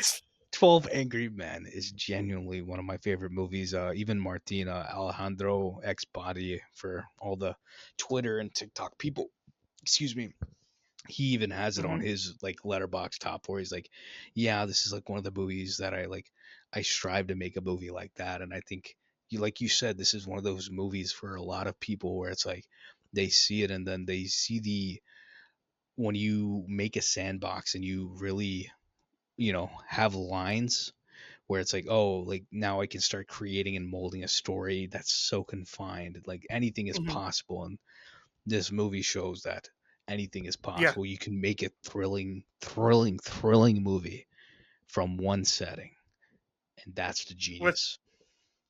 yeah, and that's and that's why I love movies, because literally anything can get spun out of something. And I don't know if I'll put this movie in my four favorites, but It's not in because mine, I but it's don't like change. it's in there because it's like I I like my favorites are my favorites, but like this is also one of my favorites, and I think I have like 100 favorite movies. So I mean, yeah, I don't change my four favorites all that often. Like when I do, I usually change it as a joke and then I switch it back. but like I but changed yeah. mine recently. Like I put Pan's Labyrinth back in there. The movie's Hmm. really been on my mind recently, and you know, I could also put uh like Mission Impossible Fallout in my in my top four. And it's like random. Like there's a lot of movies where they're my favorites, and it's like I don't really know why I do it, but there's certain movies where I'm like, why do I have Heat and The Dark Knight on there, even though they're very much the same sort of movie, but they affect me that much. I told you, 12 That's your Angry four Men is one of favorites. the 12 Yeah. Angry Men is one of those movies where no matter how much you hype it up, again, I hyped it up for you yesterday or whatever, a couple of Yeah. days ago, and Hmm. I'm like, no matter how much you hype this movie up, it's still gonna meet or exceed the expectation, and it's rare that you have those movies. So, I mean, you talk about it. Did it meet the expectation of me hyping it up? I don't know. Yeah, it totally did meet my expectations, and but yeah, but Vakash, we are approaching the 3-hour mark. I think that's what we are. I think Screw it. We we do actually 12 more predicted that. minutes. We do 12 more 12 more minutes. But Vikash, it's always a pleasure talking movies with you, especially this perfection of a movie that is 12 Angry Men. But I know you Absolute mentioned cinema. I know you mentioned at the beginning of the podcast you're off social media completely now. But if people wanted to hear more of your wonderful discussions and intellect about movies, where else could they find you online? So. I mean, you know, I am still, Cinema Pursuit podcast. The podcast is Mhm, there. The TikTok and everything else is still mhm, TikTok, Instagram, Twitter. mhm, Like everything is still there. It'll, mhm. come alive at some point, but we are definitely around to some extent always. But we wanna be more of a 12 Angry Men standard rather than a 12 episode standard. So you Yeah. know even though if you go to the podcast we have like 30 episodes and Marley's on about 4 or 5 of them, and every single one of our episodes is a good episode. We talk about quite a various amount of movies, but they're all movies that we love. So Mhm. every very much companion podcast to this podcast as always. Yeah, And exactly. making movies, Sidney Lumet. I have to plug that right now. Read that book, and anybody who reads that book here be like, "Oh yeah, that's an awesome book," because it really is. Yeah, definitely gonna check out that book and check out the Cinema Pursuit podcast as well. If you like this podcast, if you've made it almost 3 hours into this podcast, you're gonna love Cinema Pursuit as well. If you want to follow me, my username is at Marley Loves Film. The most active places are YouTube, Instagram, and TikTok to an extent. Uh, Marley Loves Film is the username. All the links will be in the description. Hit me up and we'll talk about movies. This podcast is available anywhere where you listen to podcasts. Apple Podcasts, Spotify, Pocket Casts, anywhere you listen to podcasts, we're at. Give us a rate and review as well, and let us know how we're doing. And if we're doing really well, we also have a Patreon as well where you can subscribe uh, for as lit for as low as $1. $1 a month will get you access to bonus episodes and our community Discord server as well. Also subscribe to the YouTube channel as well, Marley Loves Film YouTube channel, where this podcast, where you're probably watching this episode. And yeah, Vakash, this has been a lovely conversation as always. I always love uh, talking with you about movies. But with that being said, Vakash, my name is Marley Silverbrand for the Real Lovers podcast, and I am Vikash of Cinema Pursuit podcast and Real Lovers podcast today too. We will see y'all next time or sometime again. I will be back as always. yeah, and let's get back to the movies. See ya.